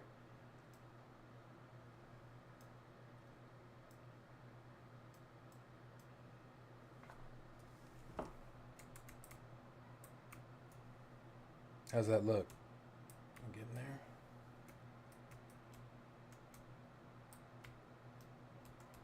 I'm looking at an offset angle, so I'm not always sure. Looks like it's about right. So the 414 might save the day. This is going to be like a hodgepodge of like 20 different airplanes. What kind of plane is that out of? It's a Cessna Baron Duke, newly developed.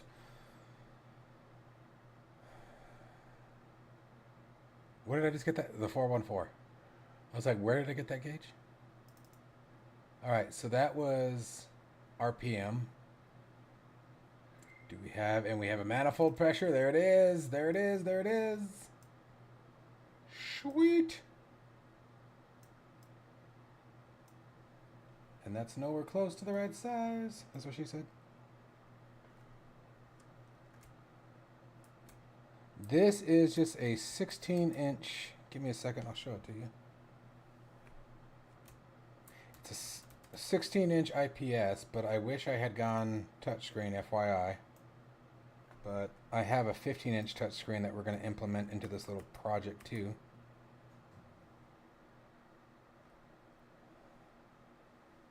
How's that looking? Let's see. Not too shabby.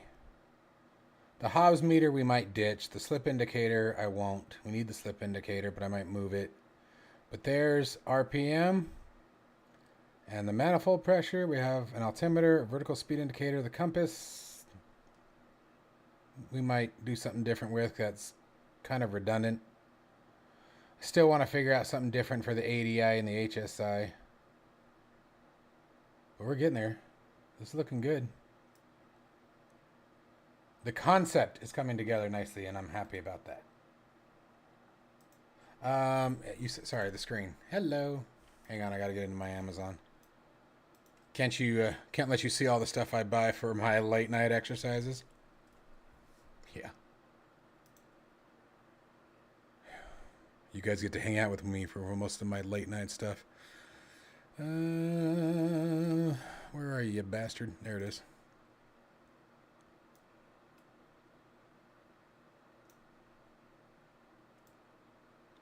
That one. Man, like I said, it was a whopping $80. Oh, shit.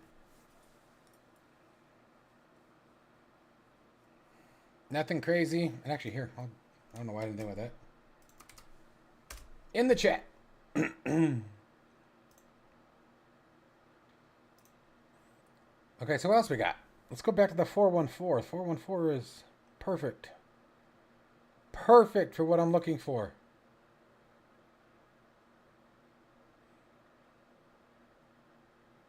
Exhaust temperature, yep, there's the EGT, both engines. Fuel quantity, both engines. And we already got a manifold, we got our RPM, prop de-ice.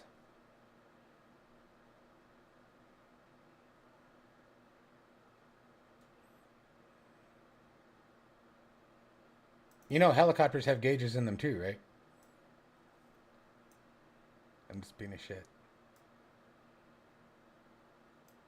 Do it, dude. Do it. I do like rotors better too. You know what's funny about rotors for me? I'm a rotor head in DCS. Like die hard. Love it. I will fly rotors in DCS all day long.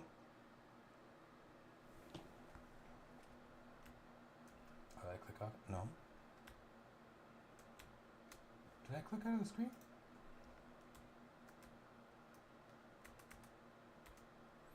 Fuel quantity, and I guess for now exhaust temperature. Oops. I gotta find a full one for the 414. The 414 literally fits all the bills. I didn't even think about that. Everything is single gauge dual needle. I have to see if there's a more advanced version of the 414. I don't know why I didn't think about that. What's FSW?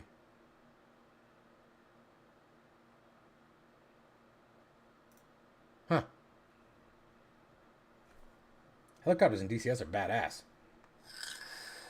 With more of them,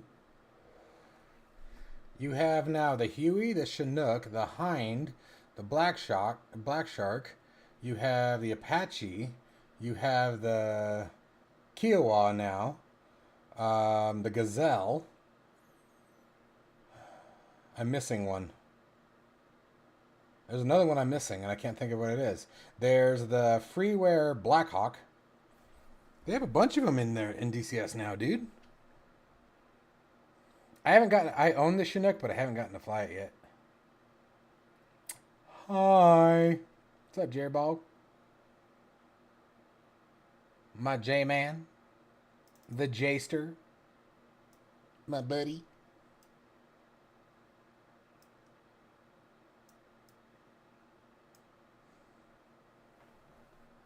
Perfect, dude. Look at that. So, we got to address this. I don't like it. Let's go find something different for that.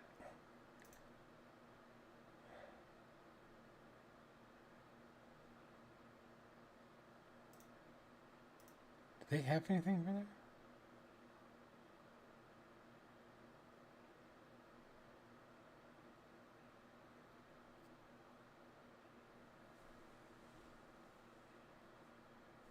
What's up, the bearded aviator? How are you, bud? Bearded, you look really familiar. You don't have a TikTok channel, do you?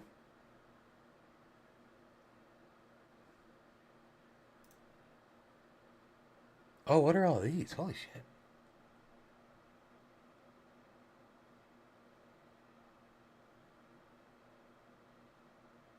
MH60, actually, that's another one that I forgot about, so I'm still missing one. I'm pretty positive I'm still missing another one. But either way, they have a ton of helicopters now. This one looks nice, dude.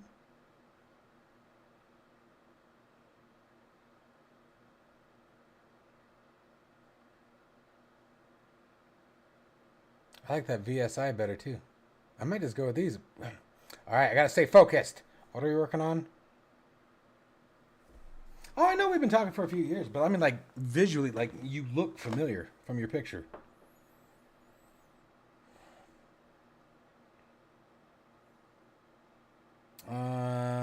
Citation, that is not gonna work for what we're doing. The 310, what did it have for the HSI? It didn't, did it? No.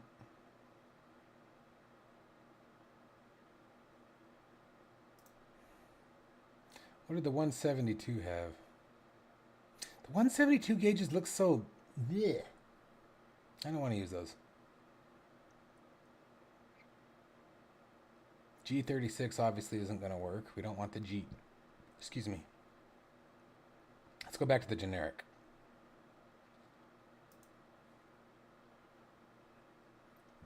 Back at you, sir. Back at you.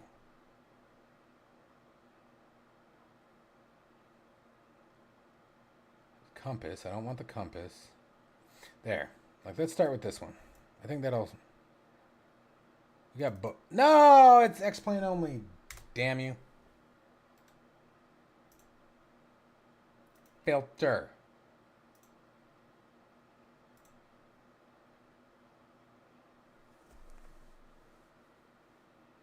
I don't want them stacked.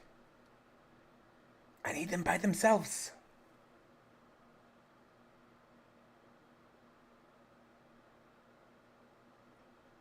If they have no image, how can you use them?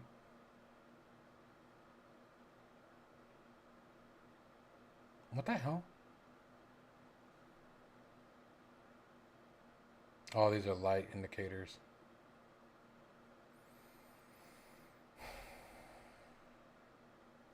Damn.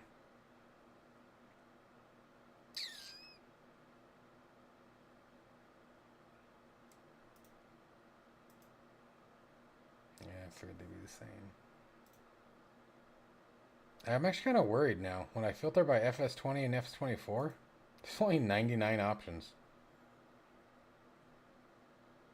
Got 99 problems, but such a stupid song.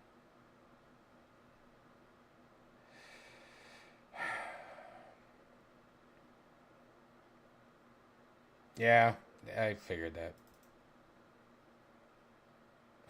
Where'd that go?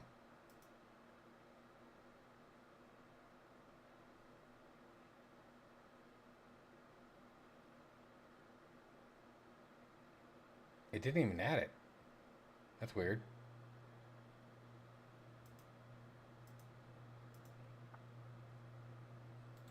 Okay.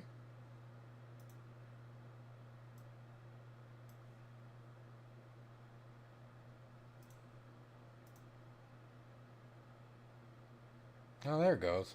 983.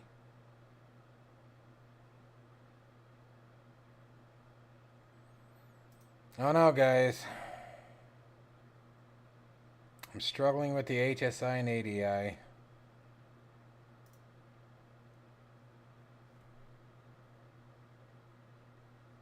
Yes, they did.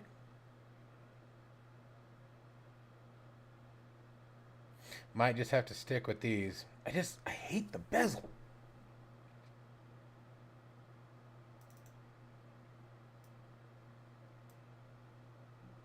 That one's not terrible, though. You know what's funny? That change we made to the code earlier applied. The bezel's gone on the screen. Huh. That's interesting. But very much so works out in my benefit, so I'm not going to complain. All the background is gone now.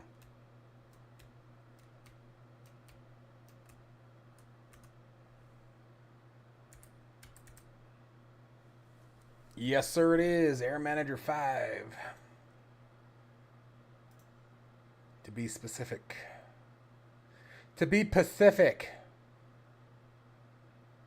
And then, what are we doing? Did it remove for the ADI too? Because that was the other one that was pissing me off. No, it did not. Damn. Oh, maybe it did. No, it didn't. You suck. Alright, let's go find a different one.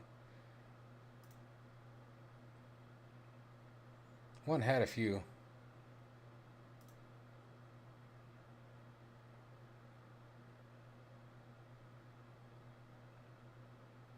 Okay, so that's what I just put on there, and that worked. Not yet.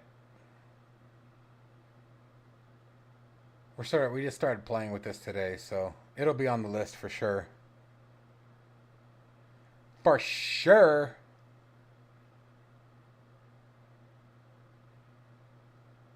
You guys have to forgive me. I'm operating on very little sleep. I'm getting weird. Do you guys want to play a game? People are like, all right, on that note, we're out.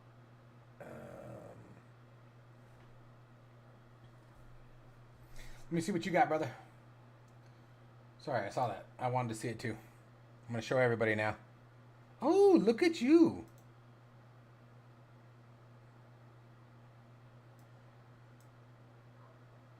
Hell yeah, man. Hell yeah.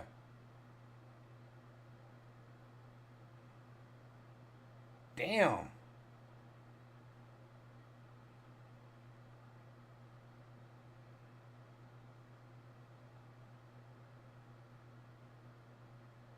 Dude, that is fantastic.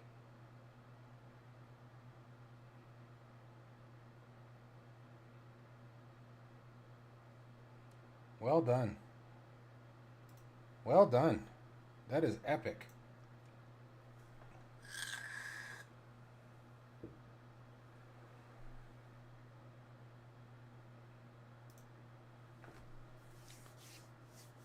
Yeah, it should be.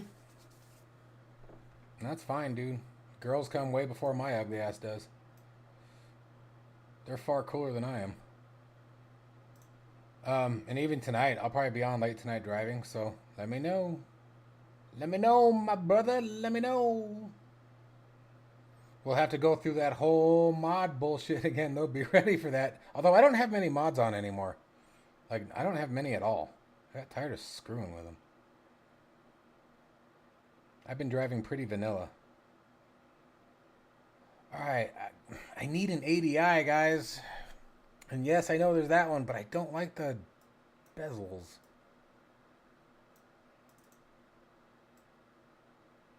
That one at least just has the trim around it. But we got rid of the background on that one too.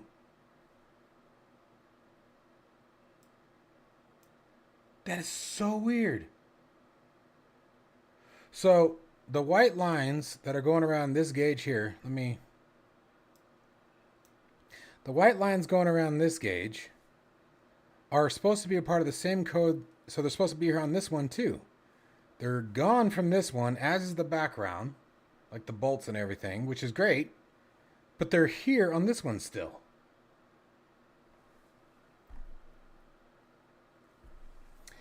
Well, I'm getting ready to release the Lyra 35 guide finally. I ran into a big bug, and I wasn't able to finish my guide. But I think that bug was actually a mod that was causing a problem, and I did not know that. Was really pissed off the other day. You guys should be happy you didn't hear me on screen the other day. I was mad. When I realized the entire time I'd been fighting with it, I was fighting with it for no reason. Although that looks pretty good. Okay, we got to find out why. Why is it gone from here but not here? Let's go back to development. Because it's all under... Like here, I need to remove some of this stuff. Do I want to do that? Isn't that everything that's just a part of my one panel? Maybe I won't. Maybe I won't hit delete because that one scares me.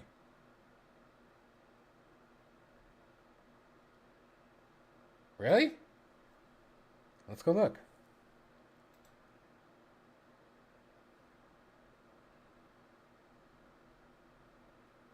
You mean it adds a copy in here in the list, right?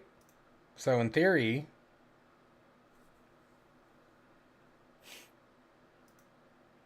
doesn't that mean there should be another ADI? But that's the thing is that even this one shows the outline. This shows the outline, but it's not. I'll keep looking. Hang on. That's the only one I see though. It's got to be in that same profile.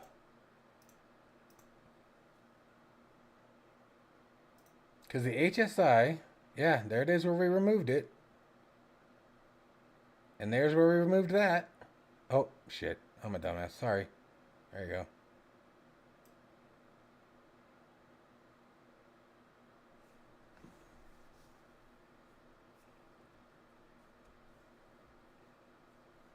Get good with the steam gauges, dude. They're far more fun. They'll keep you so you. That's not it, is either. No, that was the one that we had earlier, huh? You'll find yourself far more involved in the aircraft when you learn to pay attention to the analog gauges. It's got to be in here, dude. Like there must be some sort of. So the problem to catch everybody up, here. We're trying to remove the white bezeling that we just talked about on the background, like on here, just like on this one. Okay? And when this is the title of this, Bendix KC55A HSI. But before we ever added this gauge here, and we only were messing with this one we hadn't even brought it in yet. We were only messing with this one. That same title was listed under the instruments. There's nothing specific to the ADI. Don't pay attention to this one. This was one that we were messing around with earlier. We didn't like that gauge. It was ugly. But so that's really weird.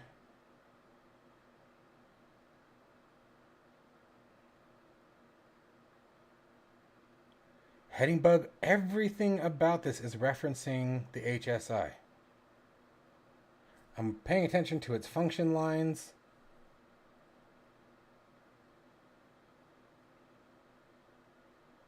The heading bug, the vacuum flag. This is all HSI. But then why doesn't it bring up the heading indicator or the attitude indicator? That was the one for the Cessna 172. We got rid of that. Can I delete these from here? Will it clear it from here? I'm trying to make it to only what we actually have in there. Or do I need to close and reopen?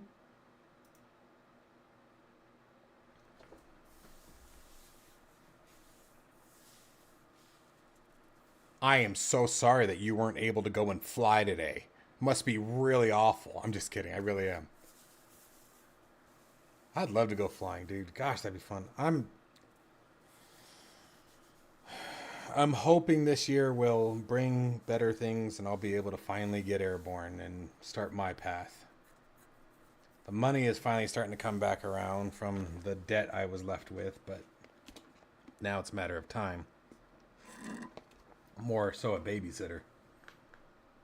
In the dev tab, list of instruments are all that you have downloaded, at least in the older version. Okay. Probably. I see what you're saying. Okay. But so we still can't find that ADI that's actually in it.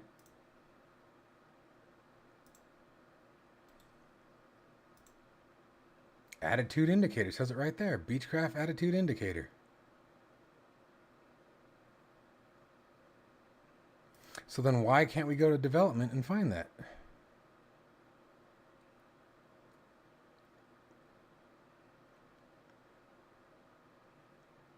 That sucks because clearly, like the HSI, I'm hell bent on this now because the HSI did exactly what we want. That is perfect. That's exactly how I envisioned this. It looks great. So I'm annoyed. Let's see.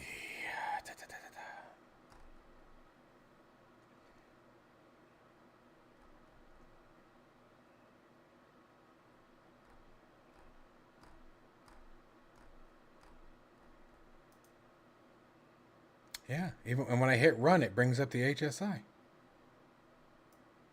Like it brings this up when I hit the run button. But then where the hell? Yeah, no, that's the ugly ass 172.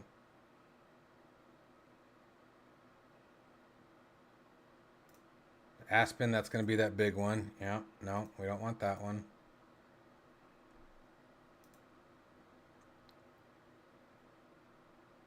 No.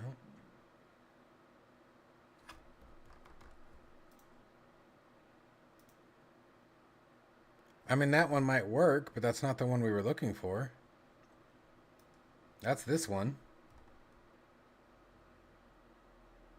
Which, like I said, I mean, but it's generic and it looks generic.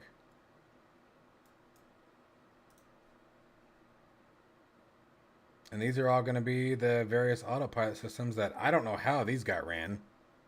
I never put those in there, but maybe they're in there by default.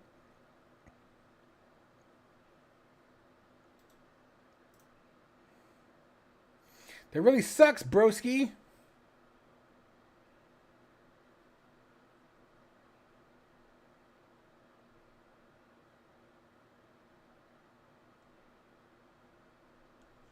I don't understand what we're missing.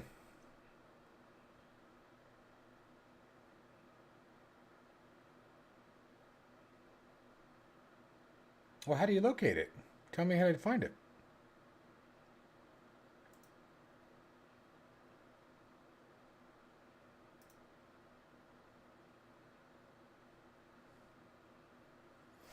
While he's doing that, I'll go get our frame so we can start welding again.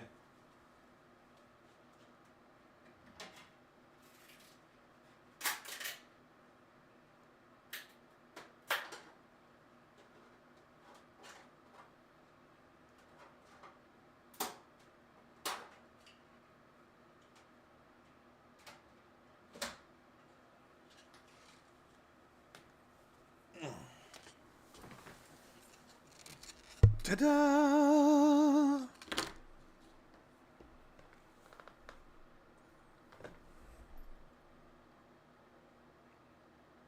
Just here?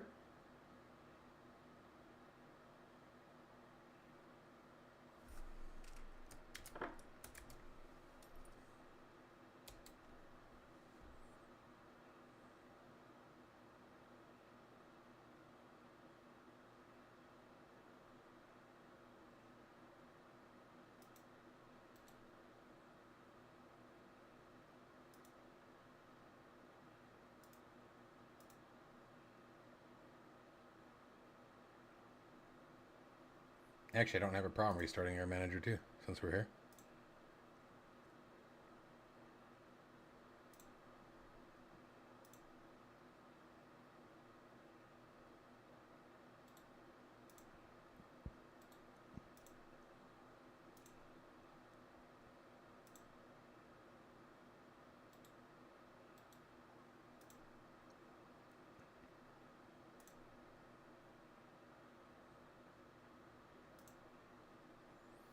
Air Manager isn't terminating.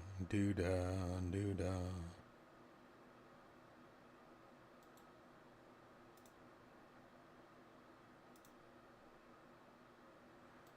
Let me find Task Manager. Because clearly it's not shutting down.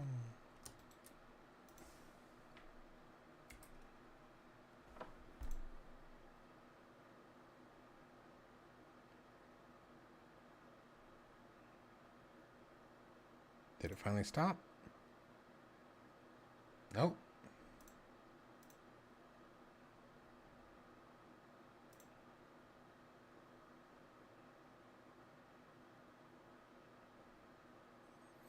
Well, now I can't do anything until I can figure out how to stop the damn thing. But I gotta figure out what it's labeled as in the services.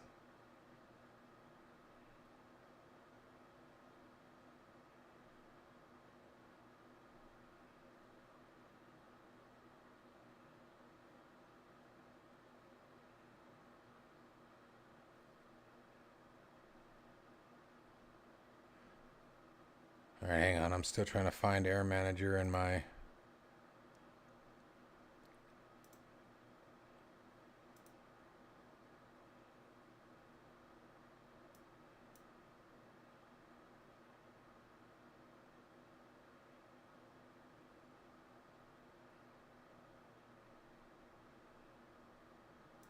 me close all these Googles out.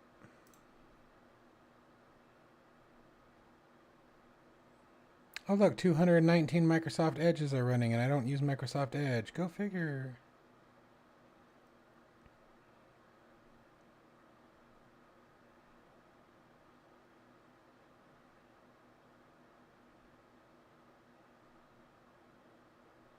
I can't even find the service to terminate Air Manager. But it is running in the background and clearly did not shut down correctly because I can't start a new one. It says there's already an instance of it running.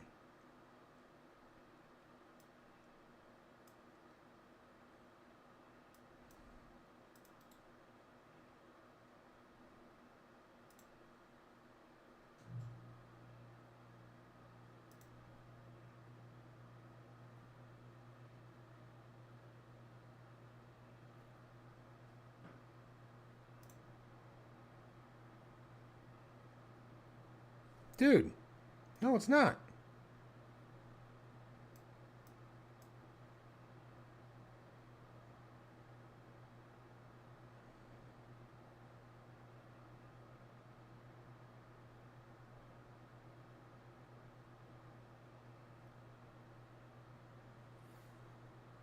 No, it's not in the tray. No, you're fine, bud. Don't even worry about it.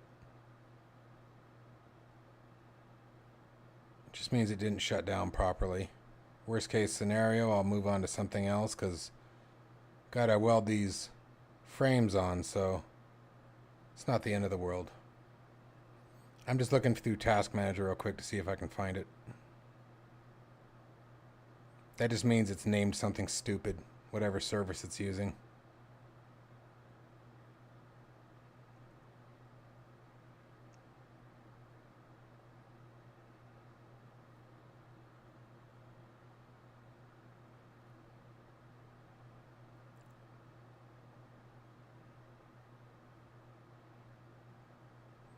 Yeah, like I said, it probably does.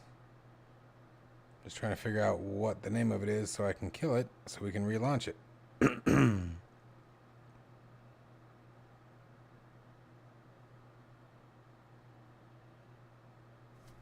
Alright, man. Take it easy, Burger. Thanks for all the help. And yeah, we're going to weld the sliders on the back of the monitor for the monitor mount, and then we're going to call it soon, too.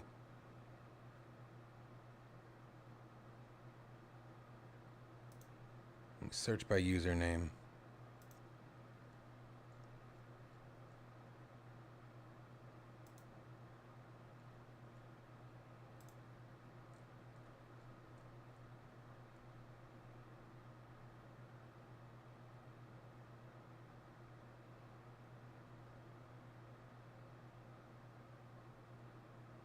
Gosh, it still shows the calculator is running, and it's not.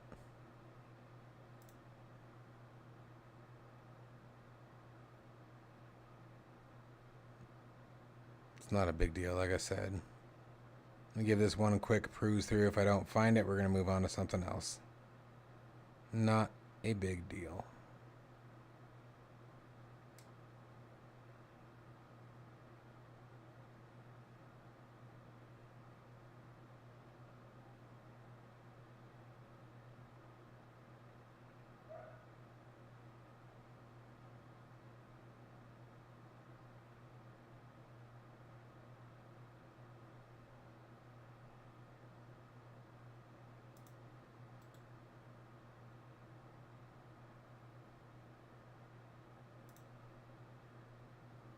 Oh, definitely don't want to fuck with that one.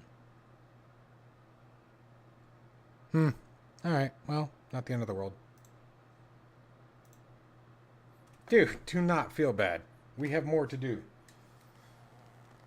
And plus, this part's a bit more entertaining, honestly, for a lot of people. So now, we're going to go back to welding. The whole point of doing the gauges was to give us something to do while we were waiting for our pieces to finish, so we can get these welded on. So the idea here is we're going to have it like this.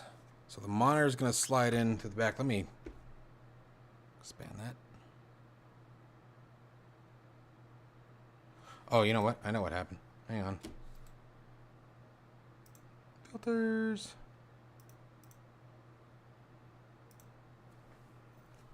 I do need my keyboard again, though. Oh. Yeah. We were doing the gauges while we were waiting for the printer to finish, so don't feel bad, bro. Oops.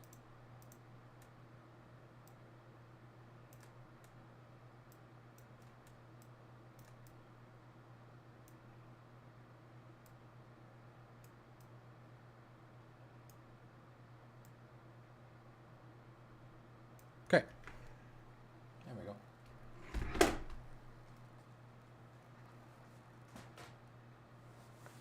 What's up, buddy? No, pretty much after we got off the phone, like I said, I got the kids some dinner and got things rolling there, and then time to get back after it, right? Move this out of the way. Pick this up so you can see better. There we go.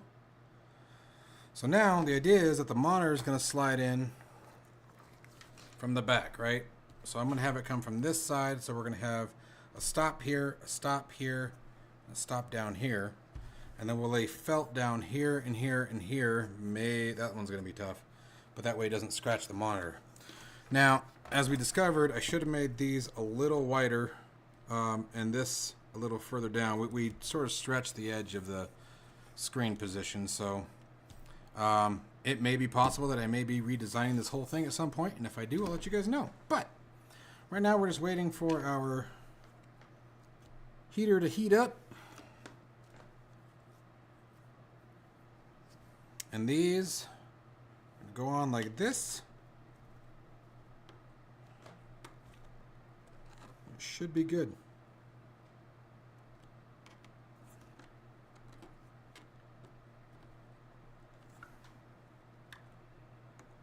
I think we're going to go right in front. So I'm going to unplug this guy now. Hopefully it doesn't screw up the stream. Okay, everything's still good. So now we're going to sort of take this together and see where we're at here.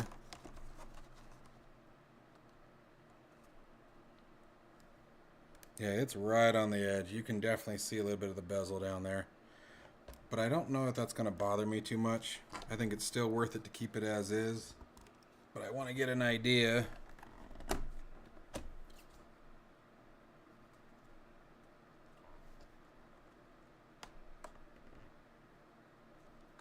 Wow, this is going to be really close. Really close.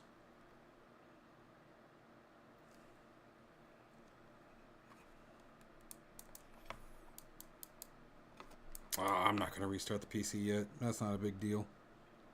So I think we'll actually start with this side. Get one right on the edge. That's how they're going to do. And then we'll go from there, because this is a lot closer than I thought it was going to be. A lot closer than I thought it was going to be.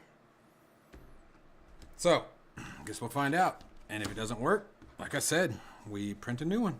Not the end of the world, right? So this is going to be a little hard for you guys to see from this angle. I'm sorry. But we're just going to take our hot end of our soldering iron. Get it as flush as we can. You know what? Here.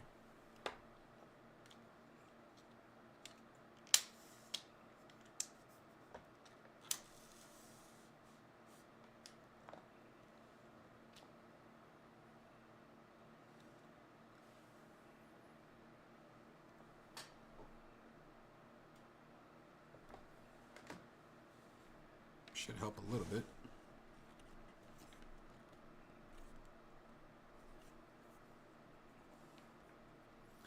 It's very fuzzy because my stupid hand is in the way. It's not fun if you guys can't see too, right?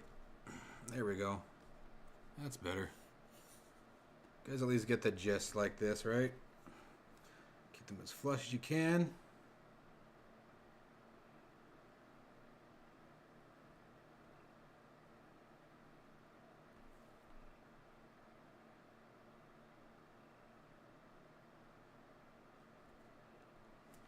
Okay, same thing on the other side. Push down, give you a nice pressure. Oh, it's really weird holding it like this, so.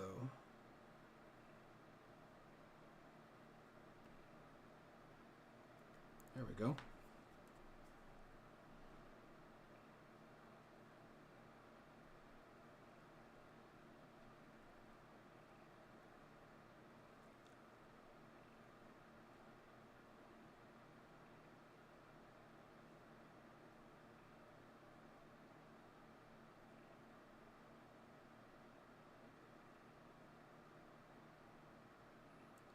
Forgive the bad welding. This is very awkward at this angle. But it'll do the job.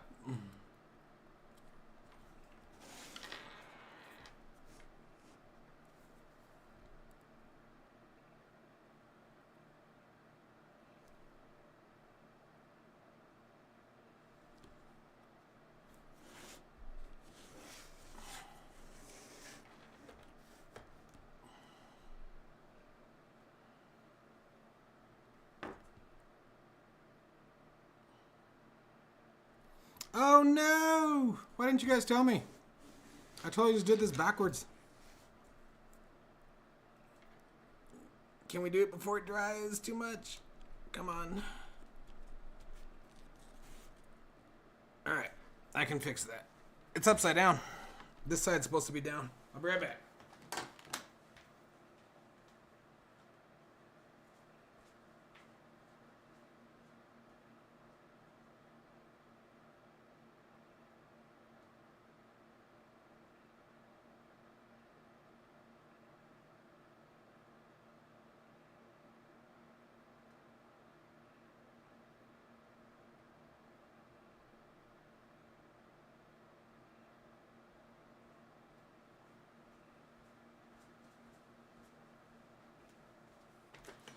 Okay, I'm glad I didn't do the other side first. That would have been a pain in the butt.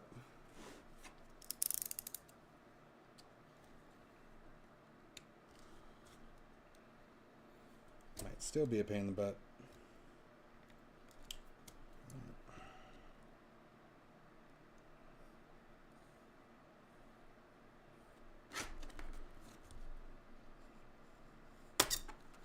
There you go.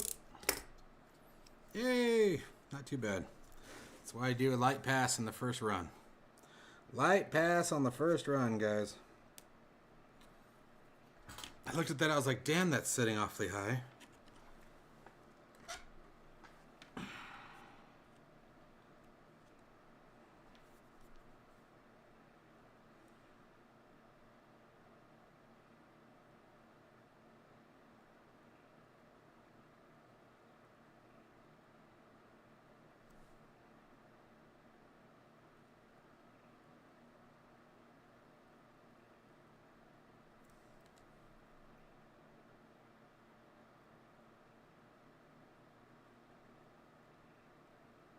Glad I didn't do the inside already. That would have sucked.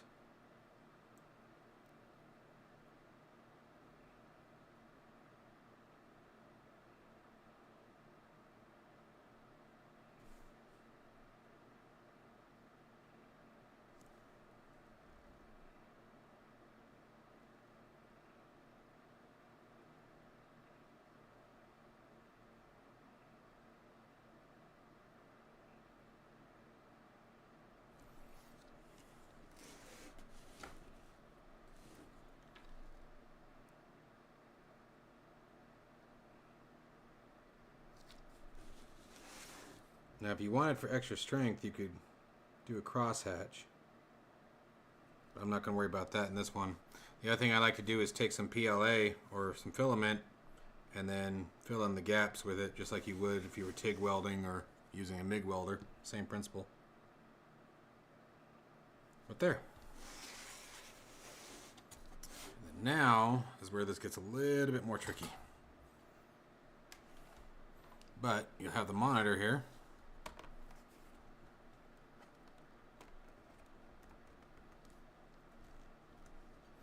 And that flex in that is good. That's what we want. That's what's going to hold it nice and tight, especially when we put the felt on. But that gives us a little bit of a room. Wow, look at where we cut that. Damn, we cut that. Right on the edge.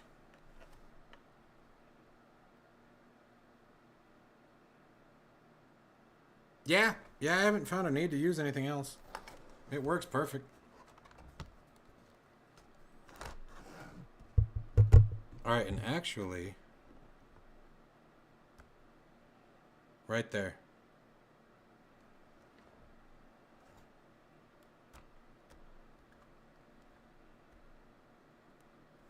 Right there is where I want this. I think it moved. Damn it. It did. Damn it.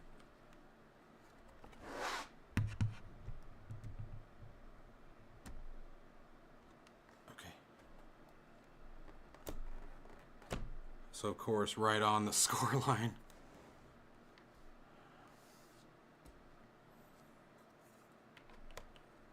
So we're just going to leave the monitor attached to it. No, the heat shouldn't hurt it. That heat isn't localized on the monitor itself.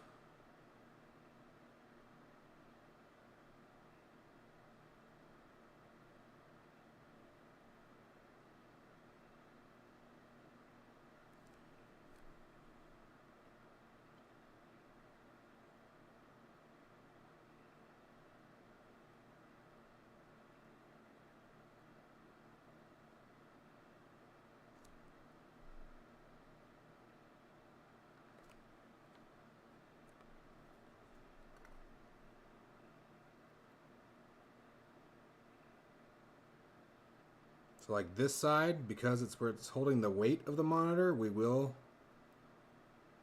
use some filament here to fill in all these gaps. And that'll help beef it up a bit. And what I like to do with any of these kind of welds is I'll use PETG because it's a lot stronger. So give me a second, I'm gonna go get a piece of that. Where's my clippers?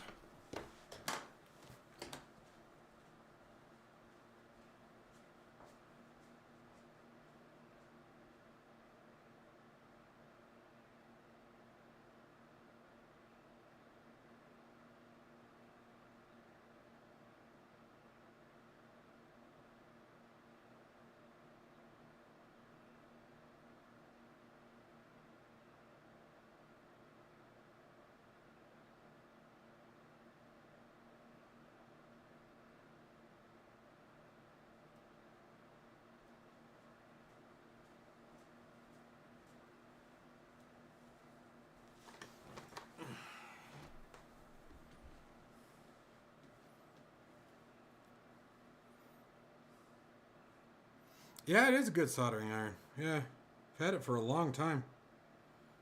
I need to get some new tips for it. That's why I'm using one of my old tips for this. So now we're just going to take the PETG.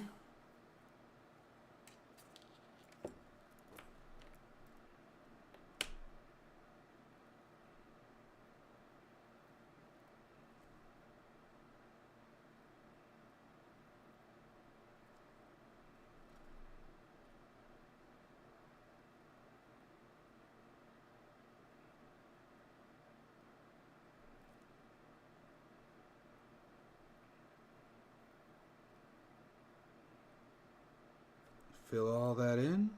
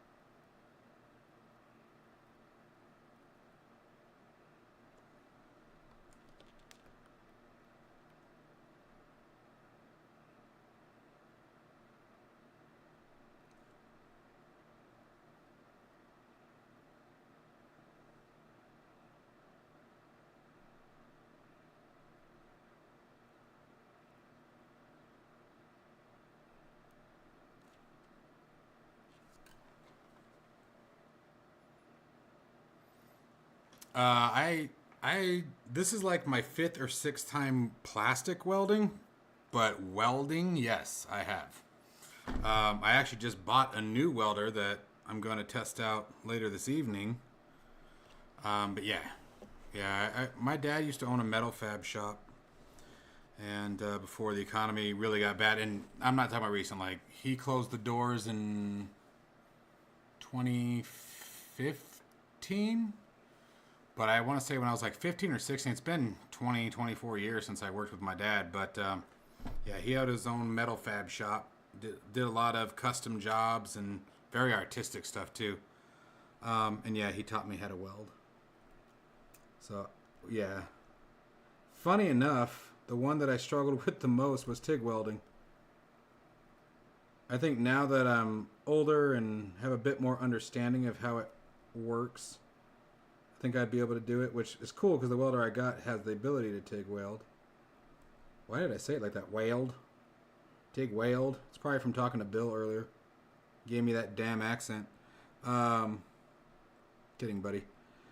But I do like welding. Metal will always be my preference of things to work with. You can do anything you want with it.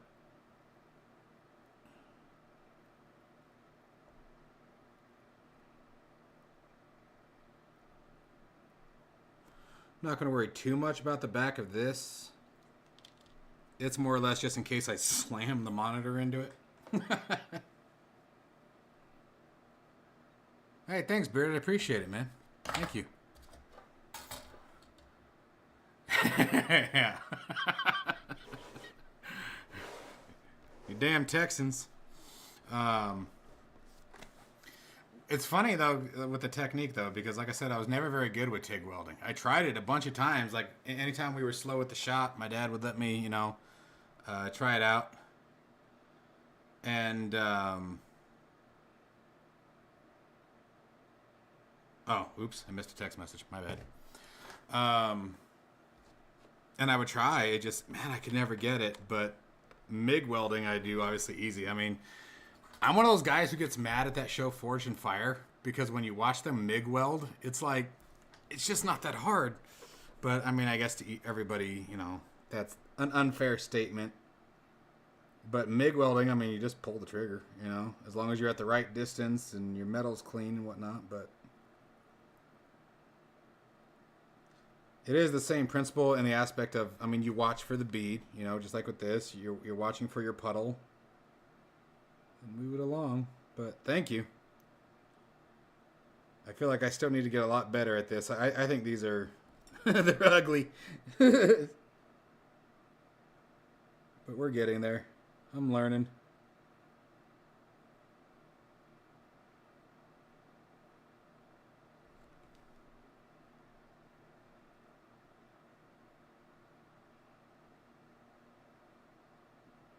But that's why I'm doing this, is to encourage all of you guys to do this. It's fun. It's fun watching the project come together that you're building from the ground up. And in many ways, it can be more expensive. I mean, but even if on the cases where it is more expensive, it's yours, though. It's your design. It's your way. It's the way you want it, And I think that's it, guys. So there we go. What's hanging up there? I think I'm lifting it. Oh, there's a burr. I see it. You didn't just scratch my monitor, did you, you jerk? No. Okay, it's just catching on the lip. No, you wouldn't, Fred. You got this. You wouldn't lose a finger. So here we go. This is the idea. Yeah, there's a piece of flash right here that's under there, so that's what's holding it up for a second. There it goes. It snaps right into place. So now, when we turn it over, you know what? So, get the stupid microphone out of you guys' way. There we go. And actually, that little bezel we were worried about, that's it right there. You see it on the bottom of that gauge? That's all you can see. So we put this thing right to the edge of the visibility range. Oh, I have the stupid flash on, don't I? Sorry. That's probably a lot better to look at, isn't it? There you go, though.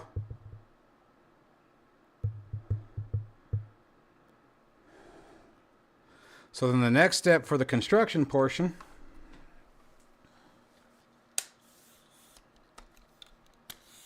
is I have my vape right there on camera. That's nice. Kids, don't do that. It's stupid. Okay? No vaping, no smoking. It's effing dumb. Completely effing stupid. Bad habits. But the next step here now, and this is a really cool monitor. I put a link in the chat, you guys. You guys should look for it. This stand slides off. I can actually pop the whole stand off if I want to. Like, it is really slick, so it's real nice when you're in the development stage. Like I said, I wish my dumbass hadn't put the feet on it yet, because then we'd be able to, but then again, I wouldn't have been able to weld that on, so that would have been an issue. But, like, let's see here. I can do, actually, yeah, never mind. Watch, check it out. I need something on this side. It's too counterweighted, but you guys get the gist, right? But there we go. We can work on it like that. If Bearded hadn't ruined my my air manager. I'm kidding. I'm kidding. But there we go, guys. So the next step is we're going to get some vinyl to cover it all up. I need to, any of these large gaps, we are going to come through with the filament and fill them up. Then we're going to sand it and lay some vinyl on it.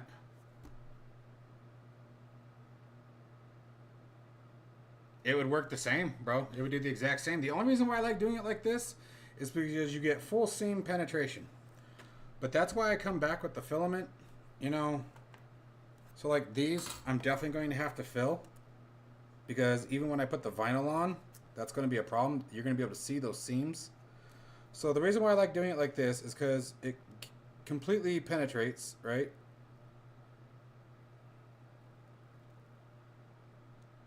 But then I can just do that and then sand it down. But you actually get down into it, create that groove, where then we can line in here and really fill it and get that nice solid bond.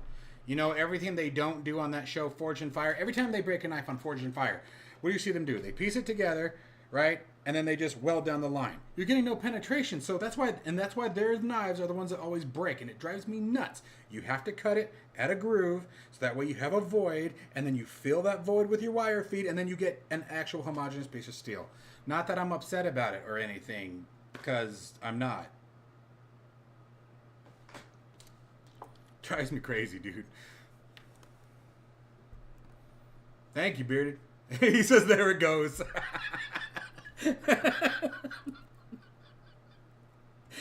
It's going to be like 2 years from now, dude. You're going to come into one of my random streams. We're going to be sitting there shooting the shit, talking. I'll be like, hey, do you remember when you messed up my air manager?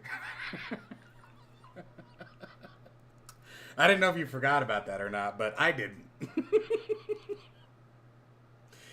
You didn't mess it up, bro. You didn't mess it up.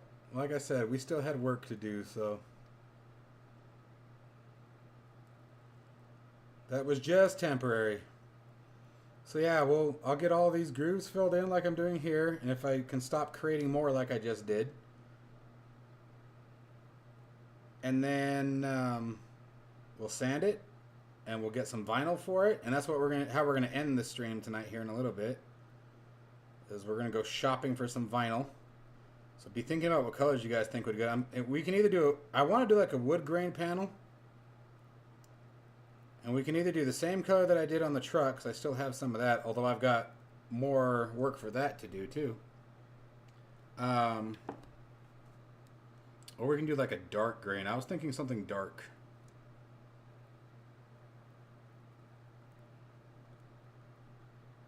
Or maybe like a cherry wood panel. That'd be kind of cool. I had a guy a while back make me a livery for the TBM that had a nice cherry panel. I loved it. He says, wow. I don't hold a grudge, though.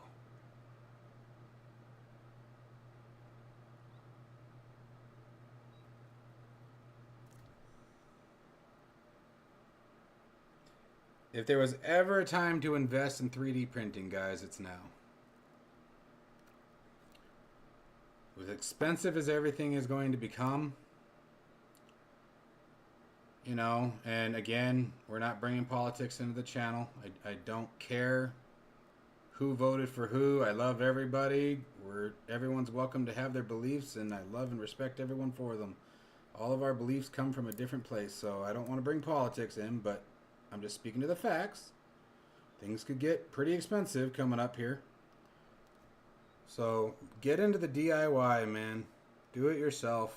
It's fun. You learn a lot. Use the time. And like I said earlier, you get to make it your way. And it's just not that hard anymore. I know it looks intimidating, but that's why I'm trying to show it here on the channel.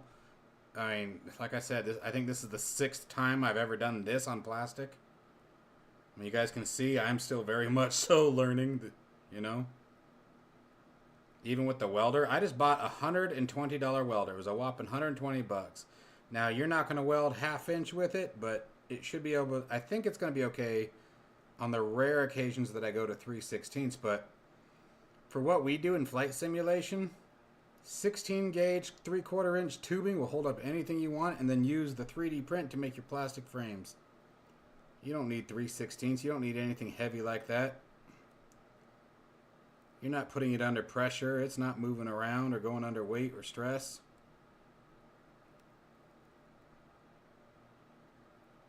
Come on, melt out. You will find if you do like I'm doing and you use the PETG as a filler, it does take quite a bit more to get it hot.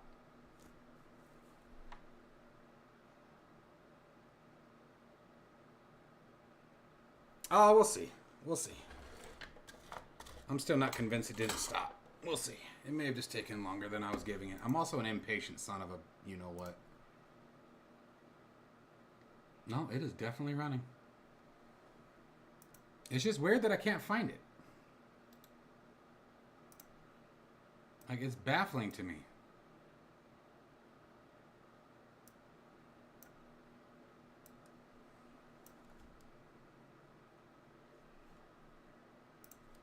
Close Bamboo Studio. We don't need it right now.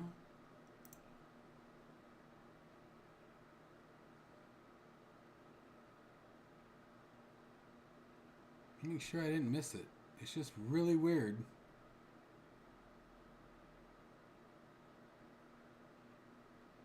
I just wish I knew what service I'm missing. It's using a service that I need to terminate manually, and I don't know what it is.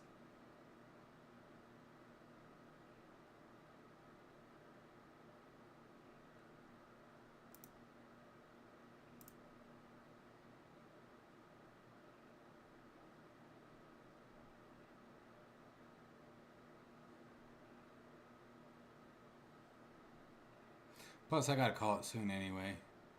Time to get the kids ready for bed. It's already 7 o'clock. We've been on for a while. But I'll be back on in a few hours. Oh, wait a minute. That might be it. I don't recognize this. Hang on. End task.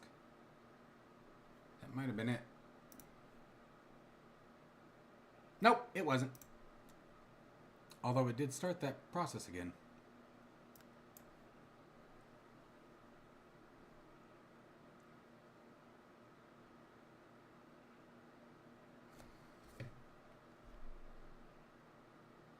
Oh, okay.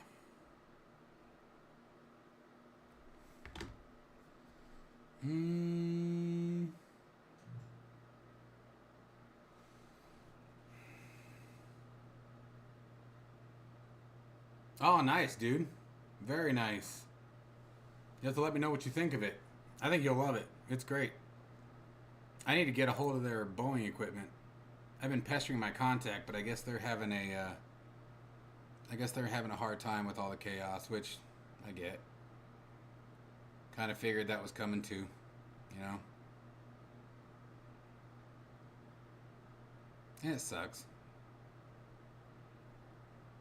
But hopefully things will all happen for a good reason. It'll work out for everybody in the end. That's what I'm hoping. Does Air Manager have a service?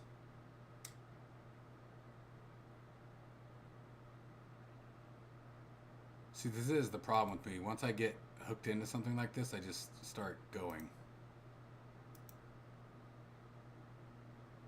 Alright, let's look for name.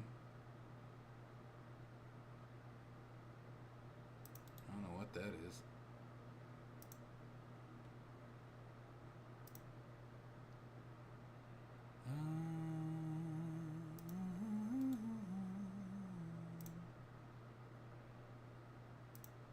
Dude, the number of services Adobe puts on your crap, though. Dear mercy.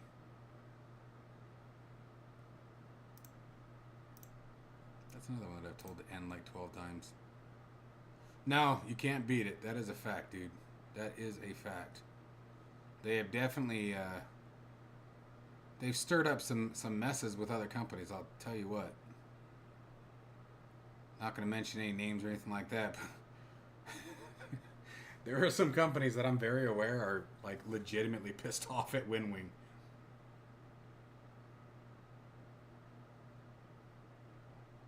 What, this? Oh, come on, man. That looks like garbage, dude. In comparison? I mean, I'll offer the STLs and stuff. Like, you'll be able to download the STLs off my Patreon if you want to print it. But, I mean, I don't know. We'll see. It's nothing fancy, man. Hell, buy me the parts and I'll probably just make you one. Like, it's not...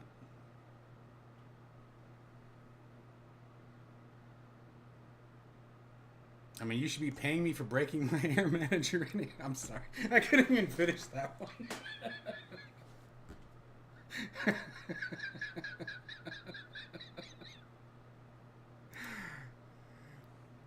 Anyway, let's see here. I'm such an asshole. I am not a nice person. Yeah, I mean, well, so like the idea behind this is that's the other thing we got to look at too. You know what? We can bring the monster up itself. Hang on a second, guys.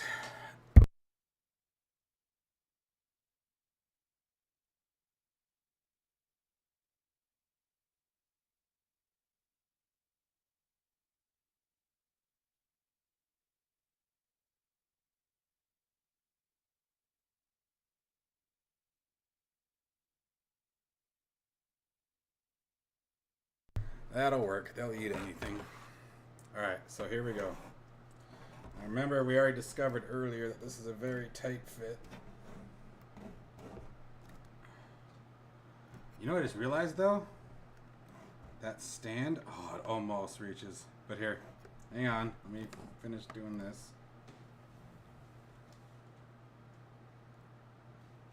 So, that's the Mosa yoke.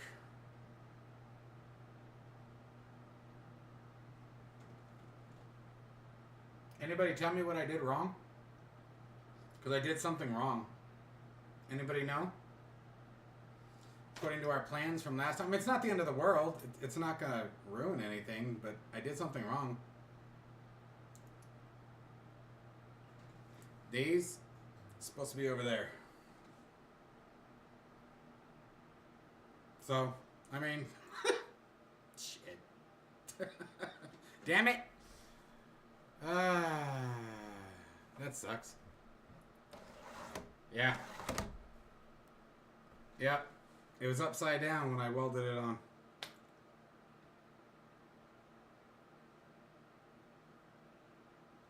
Yeah, the eagle is wrong. I mean, again, not the end of the world. It's not like it can't still be used, but definitely not the way I wanted that to go. So, we were talking about taking this off. And that's why, look at, that's why I didn't have enough space for the feet. Because it was up there. Damn.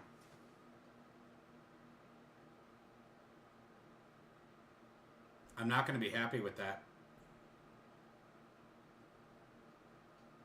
I've met me before.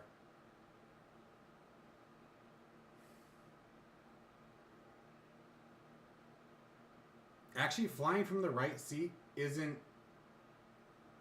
It is a simple fix. You're right. I mean, it would actually be...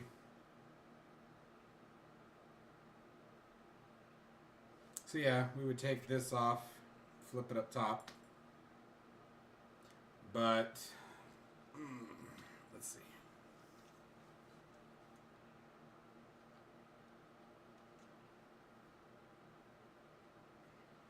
Ow.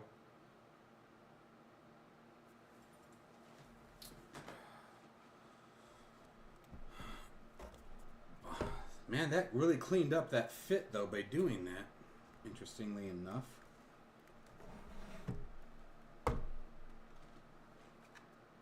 But so, yeah. if we were to do that,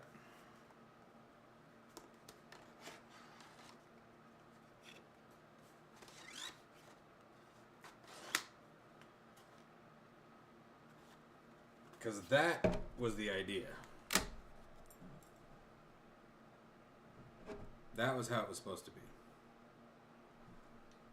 So that way you had main instruments in the center, or speed gauge, etc., blah blah blah, altimeter, vertical speed indicator, and then engine instruments, and then throttle.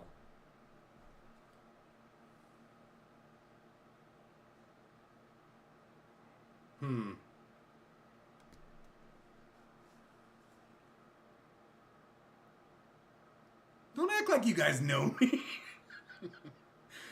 I'm literally sitting here trying to talk myself out of doing that. Like, that's exactly what I was doing. I was like, it'll be fine. No, I'm sure it'll work. Like, that's what's going on in my head. The thing is, I'm trying to think about how I'm going to make that a nice clean cut where that's the hard part. I think versus, I mean, all of this together is only about 4-5 hour print. So honestly, I may just reprint it to be completely, because the other thing is I still wanted to fix that gap.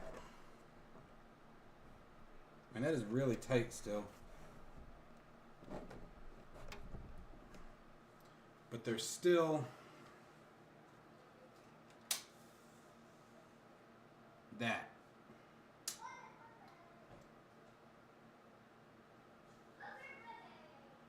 So I'm still not crazy about this.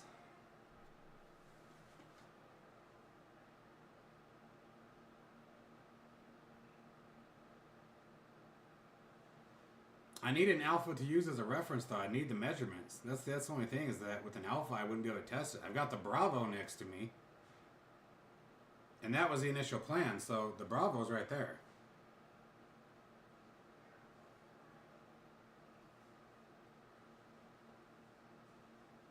That's what she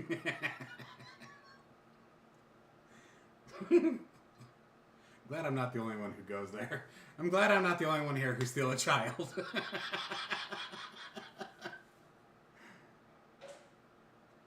Yeah, I think I'm just going to reprint it and do it right. I mean, and I could still use, I mean, I'm not going to just throw it away. You know, I'll find something, but like, I've got an edit to make here because this, I think the angle is actually okay. I think I had it slightly too far out over here, so I just need to bring this in. So basically, I need to take the angle and rotate it. But I think the angle itself is right. Yeah, the gap's going to piss me off. I definitely have to do that. So I think I'm going to reprint just this, get this fitted correctly. If you guys want to see what the last one was, holy crap, it was off.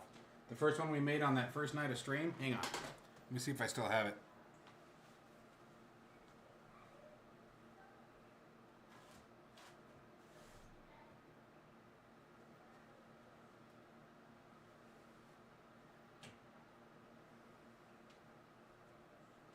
Damn it, I think I might have thrown it away. I thought I still had it. But it was so bad. We missed so bad. And by we, I mean me. The first time, the first one of this piece that I made, it was like that. Like, missed by a lot.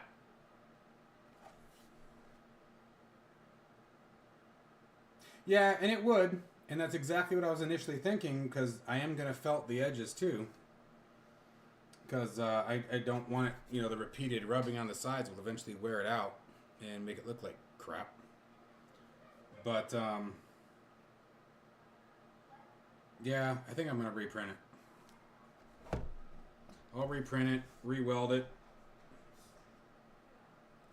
fix this crap, because that's pissing me off. But at least you guys have the general idea. That still worked out really nice. Really nice.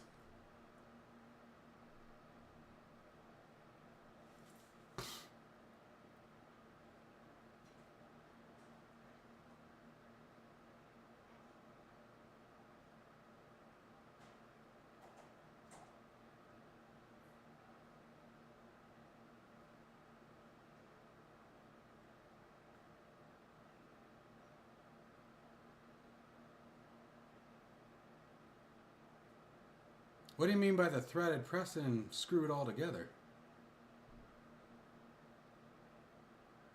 You mean here? We're screwing it to where? Yeah, it's a good concept. I got what I wanted from it, and I even said in the first video this was likely to be a prototype.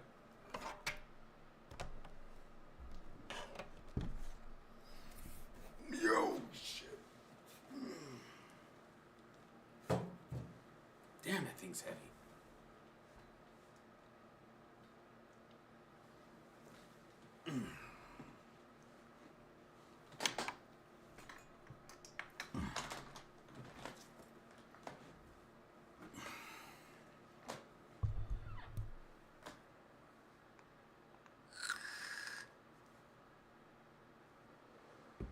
Screw all of these pieces together? Why? That seems like more work. That sounded so crappy. That seems like more work.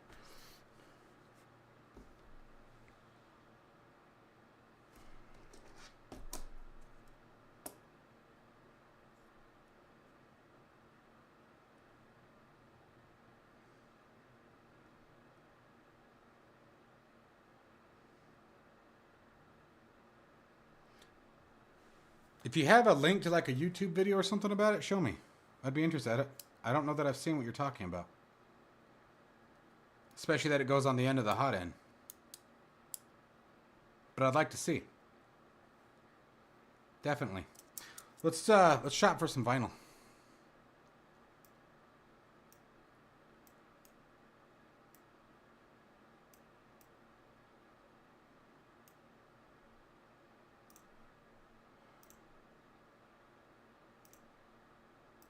Pull this off for a second. Let's find the last stuff I bought.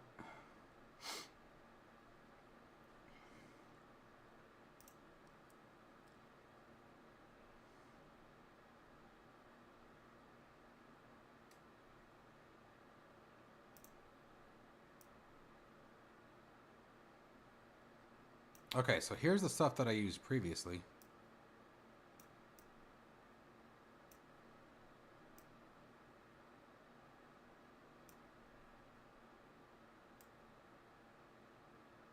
And this stuff worked really nice. I mean, don't get me wrong, this is what's on the truck right now.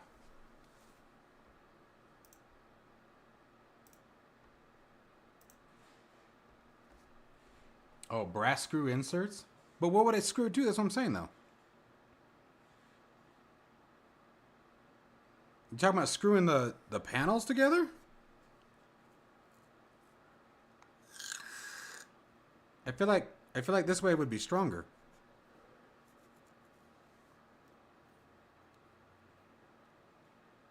Yeah, send me what you're talking about.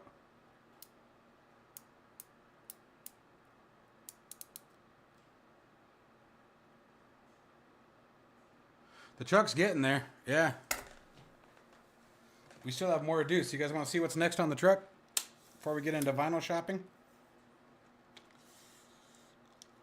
So I've had it for only a couple of weeks and I'm already getting to replace something. Let me just leave that there. Yeah, no, I wouldn't put it on your panel. But so,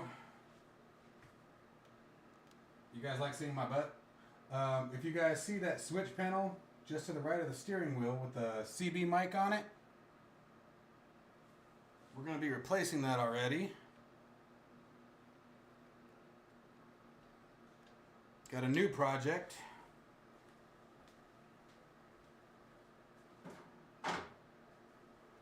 Just got done the day before yesterday printing all of that. So now we're going to have an angled out switch box. That's where the ignition switch is going to go. Various switches, buttons, etc., windows. But now, instead of just being a square box, that one of these lids is going to fall off, I guarantee it, because it's not bolted or anything obviously yet. But it's going to sit more like... You guys get the concept. So now it's going to have a nice arch to it. We're going to re-vinyl it with the vinyl that's on the screen. It's going to be cool.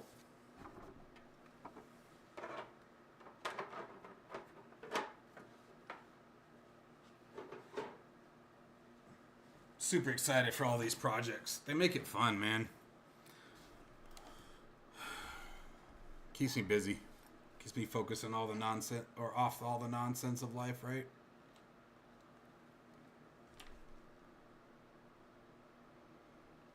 I have no problem saying that you need to buy a printer.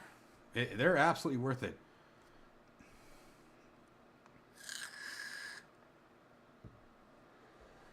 Yeah, it's going to look good. I'm hoping to have that one done by early next week. I've already got all the switches. I'm waiting for the circuit board to get here. That's supposed to be here on Monday. The vinyl that's on the screen is going to match what's on the dash already. And like I said, I'll be streaming in a couple hours in the truck. So if you guys want to check out the dash, you guys see it there. But it's going to look really good. And then once I get everything positioned, then I'm going to 3D print panels to make an actual dash that will go sort of behind it. Just sort of fill in the voids and the empty spaces. But so for the plane, these are the kind of things that I was thinking about something like this for the plane, but I don't like the gloss. The high gloss would be a problem. I liked this one because it's not very glossy, but like we could do something like that. Or even something like that I think would look good on the gauge panel. And then like we were talking before, I think we will go ahead and make bezels that can insert into all of these. Give a nice round, squared off, look to them.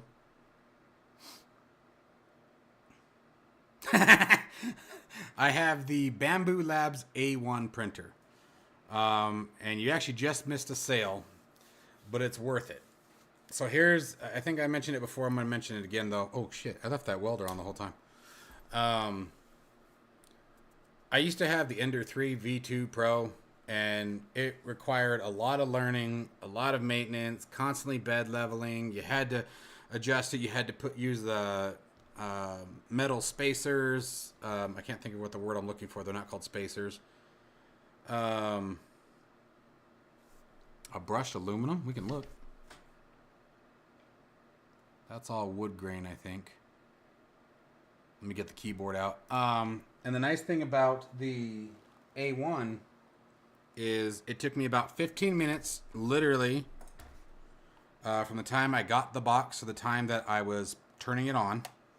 Then it goes through like a half an hour calibration process.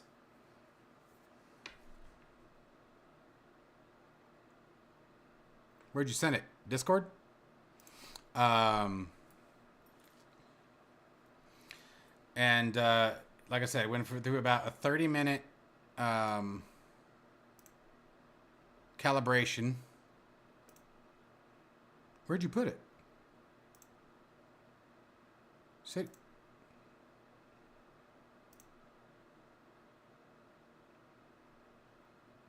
Where did you send the link, bro? I didn't get anything. Send it to me on Discord if you didn't. And then after that, it's been plug and play flawless ever since.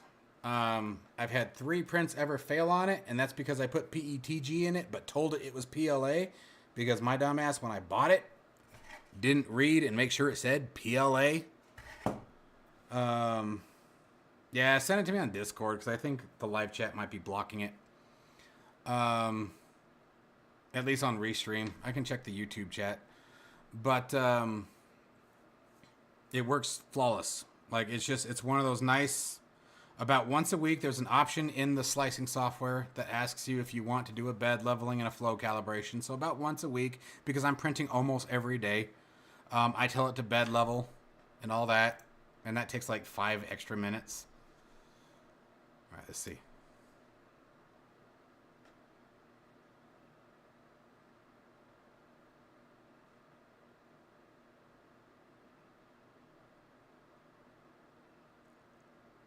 Well, shit.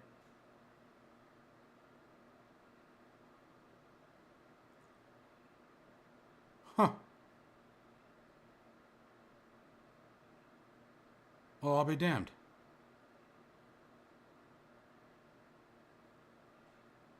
I don't know why that's so soothing to watch, too.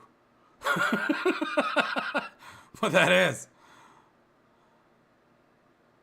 Well, and I've got a couple of boxes that I want to make next too, so that'll be nice. Sweet, good call. Where do you find those? What are these? Heat set insert?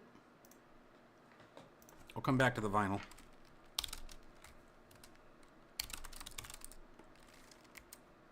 I don't care if they're stainless. I don't want to pay extra for stainless. Shit.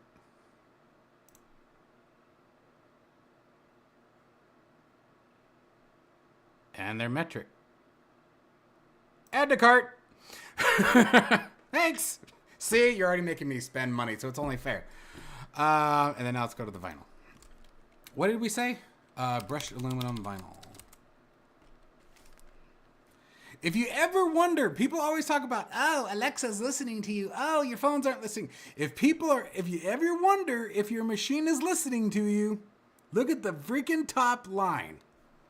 I have never, ever, ever searched brushed aluminum vinyl wrap. Ever. Just want to point that out. That's why I trip out and people are like, no, I can't. Because Alexa will be listening to me as they're holding a cell phone. Get into a random conversation sometime, you guys, especially if you like absolutely hate the Green Bay Packers. Just start talking about the Green Bay Packers, sometime. Just like, Green Bay Packers, yeah, and Green Bay, yeah, and then the Green Bay Packers, do it for like 5-10 minutes, and then pull up Google on your phone, just put your finger on the search button, and see if Green Bay pops up. Anyway, so yes, we do have brushed aluminum. So let's see what we get. They are always listening. That's why when people are like, oh no, it's a conspiracy, I don't care. The things that they're hearing me say, I'm surprised they haven't driven and punched me in the face. What about like that? That would look pretty good. Or is that too snotty? Is that too snotty? And no, that's not a homo thing. I'm trying to be snooty because I'm about as far from snooty as you can get. Huh.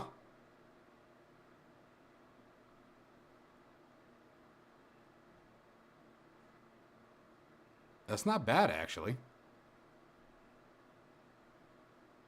What about that one?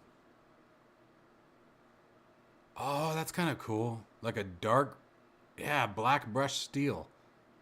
That looks kind of cool. What do you guys think? I want you guys' opinions. We're building this together. We're doing it together, man.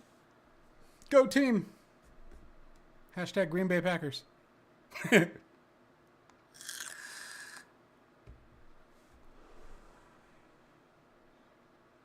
really kind of like the dark one. That looks nice. Yeah, the darker is cool. And it looks like this one might be sort of in between.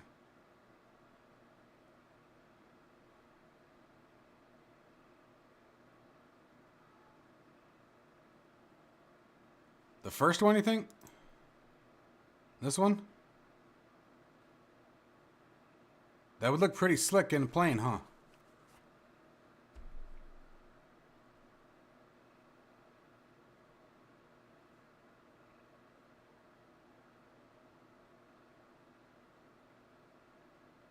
And then it would be black inserts or bezels that would go around the gauges. So you got to stay here though. Be thinking about that. The dark brushed aluminum with black, like they would be black gauge bezels.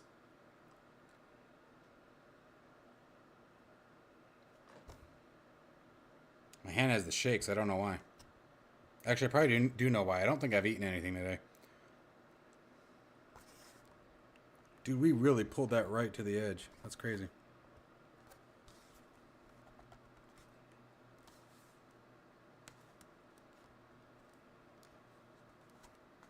No, so what I'm actually doing, it would actually be vinyl with adhesive backing. Because yes, you're right. So it would actually be a, let's see, vinyl, no, not adhesive remover. Let's just do that.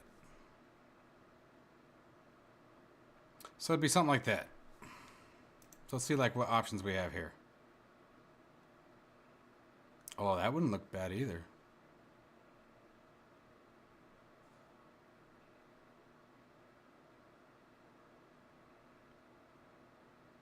No, anything that I have to heat shrink, I wouldn't do. You're absolutely right. I've actually done vinyl wraps on my car before, and yeah. Or not wraps. I've laid vinyl on my car. It was a vinyl decal.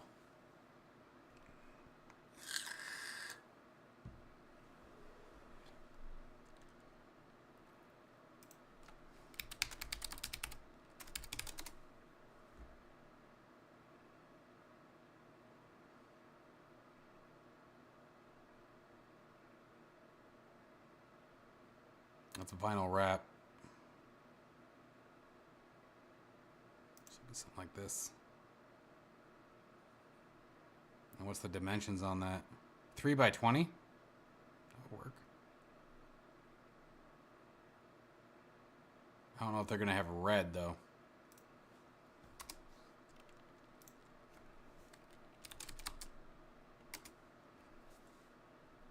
Oh! He speaks too soon. I just want to stay away from gloss. Especially if it's around those big TVs, the gloss will wash it out. Or the reflection of those TVs will wash it out because of the gloss. So gloss is a no-go. Because you guys won't, like on camera, it'll look horrible. You guys would absolutely hate that. Yeah, let's go back to... I was kind of digging...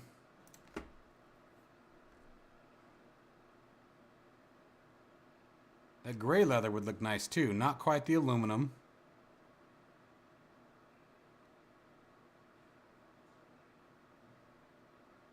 Even that black looks nice.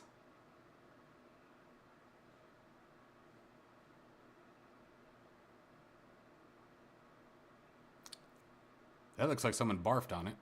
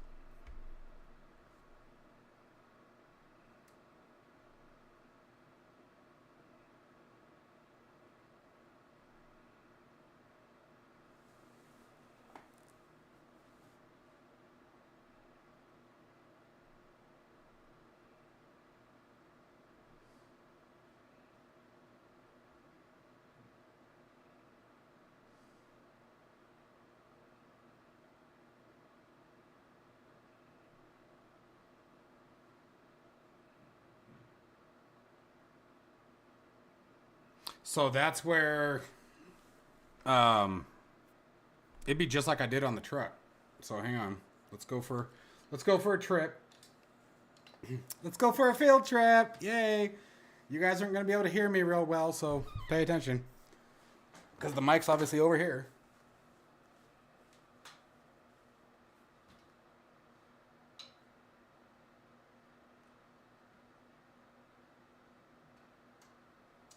So,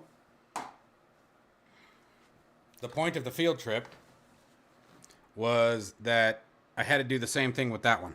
Now, that one's obviously a lot thinner, but the actual... That was from a very old STL that ATS Accessories did, and so the circles aren't really circles. They're more octagonal, right? Or not, you know what I mean. And so when I cut those out, they were very choppy. Okay, and I just used a razor blade, you know, and went around the edge. And so they were very choppy, but then when you put the bezels on, it hides a lot of those blemishes. And so I imagine it would be the same situation here, as we'd have to take the razor blade and come at the edge like this to clean it. And it'd be a task. You're not wrong there. But then I think when we take the gauge inserts that I'm thinking of designing for this will be more individual. So it'll just be a cup idea. So obviously flares down into here, and then the layover will be the bezel. And what I'll probably do is do like a set here, and here, you know, each individual, but like this all would be one piece. And so that'll help lay down and hide any of those weird issues. As long as the flash pinches down in here, I think it'll keep everything nice and tight. I think it'll work out. I think it'll be okay. But if it doesn't, do you know what we do? We do something different. So let's go with the leather colors. Do we want black or gray?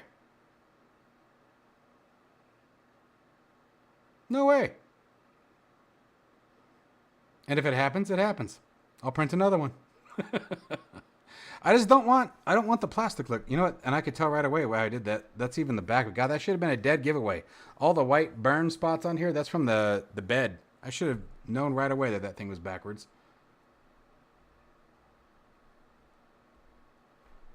Maybe. I might do one of each. Who knows?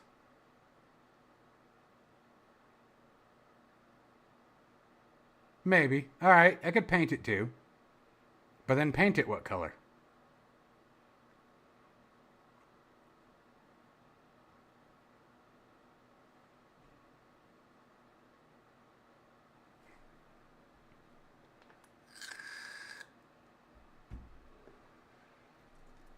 I'm actually not opposed to painting, and if I don't like the paint, I can do the vinyl on top of that. That would work. I'm okay with that.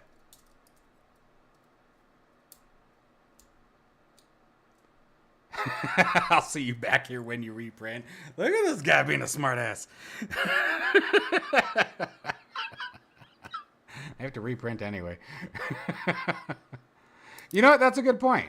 I have to reprint anyway.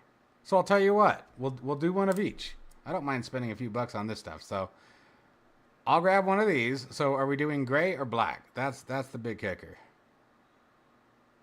Or any of these. I don't know what color these are. What color are these?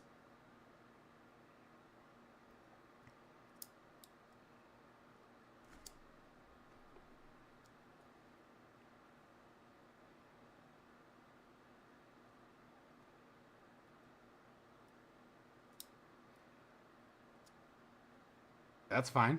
I don't mind that bearded. I'm going to reprint it. Like there's no ands or buts. I am going to. Like I will have this reprinted tonight. Definitely. So yeah, that's fine. I don't care. I can do that. Let's see here.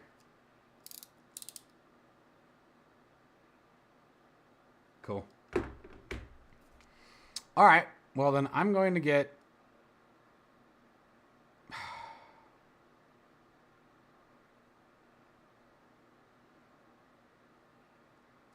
Mohammed, how are you, bud? You're catching us right at the end of this particular stream, but I'll be driving in a little bit. I think I'm going to grab the black, and we're going to see how it goes. And out of pure spite... Ah, thanks, man. I appreciate that. Thank you very much. But I'm going to say that I like it because I don't want X to be right. So just keep that in mind. But, oh, hey, yeah, there's all the displays right there. Any of these, really. Well, you want 16-inch. But the next one they're also going to be designing, and we'll be doing that tomorrow when we jump on here for this, is we're going to design the same kind of slide pattern for the touchscreen. And the touchscreen we're going to put up in portrait mode so that way we can use... yes, sir, we are building this for Flight Simulator. All right, bro. Take it easy, man. Be safe tonight. The touchscreen one, we're going to be using vertically for our radio stack. So my goal is using Air Manager is we're going to have...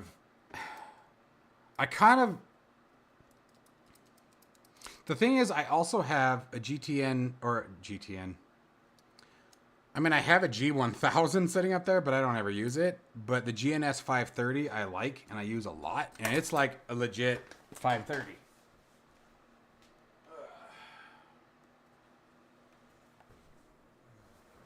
So it's this guy. And so what I was going to do, which is very dusty, is pull its own mount off, take it off the mount, make a whole new bezel for what we're doing here, have it up top sort of cambered off like that, and then have my touchscreen as the remaining panels. So maybe things as simple as, you know, the transponder, etc., and go that route is what my goal is. That's what my dream with all that is. But for this particular set, it's going to be a yoke. This is for the Moza force feedback yoke. I have a HOTAS on it right now, actually. The AB9 shifter that I use for driving doubles up. It actually started as a force feedback flight stick. And then I also have the Moza MTP throttle that I usually put on there. But with those, I don't know if you guys saw my video the other day about the clamps that I use over there to hold my screens and everything. It also holds my Gear Falcon TPM that I put up there too. So a couple of different options when it comes to throttles, depending on which way I want to go. But the idea is to create a multi-function, you know, configuration here. I'll purchase that stuff off screen.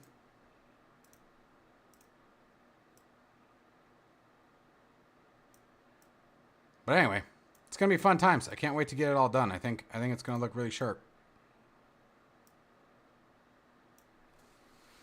So I'll reprint it because, like I said, all these white spots should have been an indicator that this was the back of it. This happens from the bed. This is bed burn. So I should have caught that, which is kind of annoying, but that's okay. All good, man. Very good. We all like Sims here. We're a bunch of nerds on this channel. But anyways, guys, it is time for me to go find some food. It is almost 8 o'clock at night here, and I have not eaten today. And my stomach is now letting me know that. And anyway, so yeah, it is time. I'm going to grab a bite to eat. I'm going to get my kids to bed.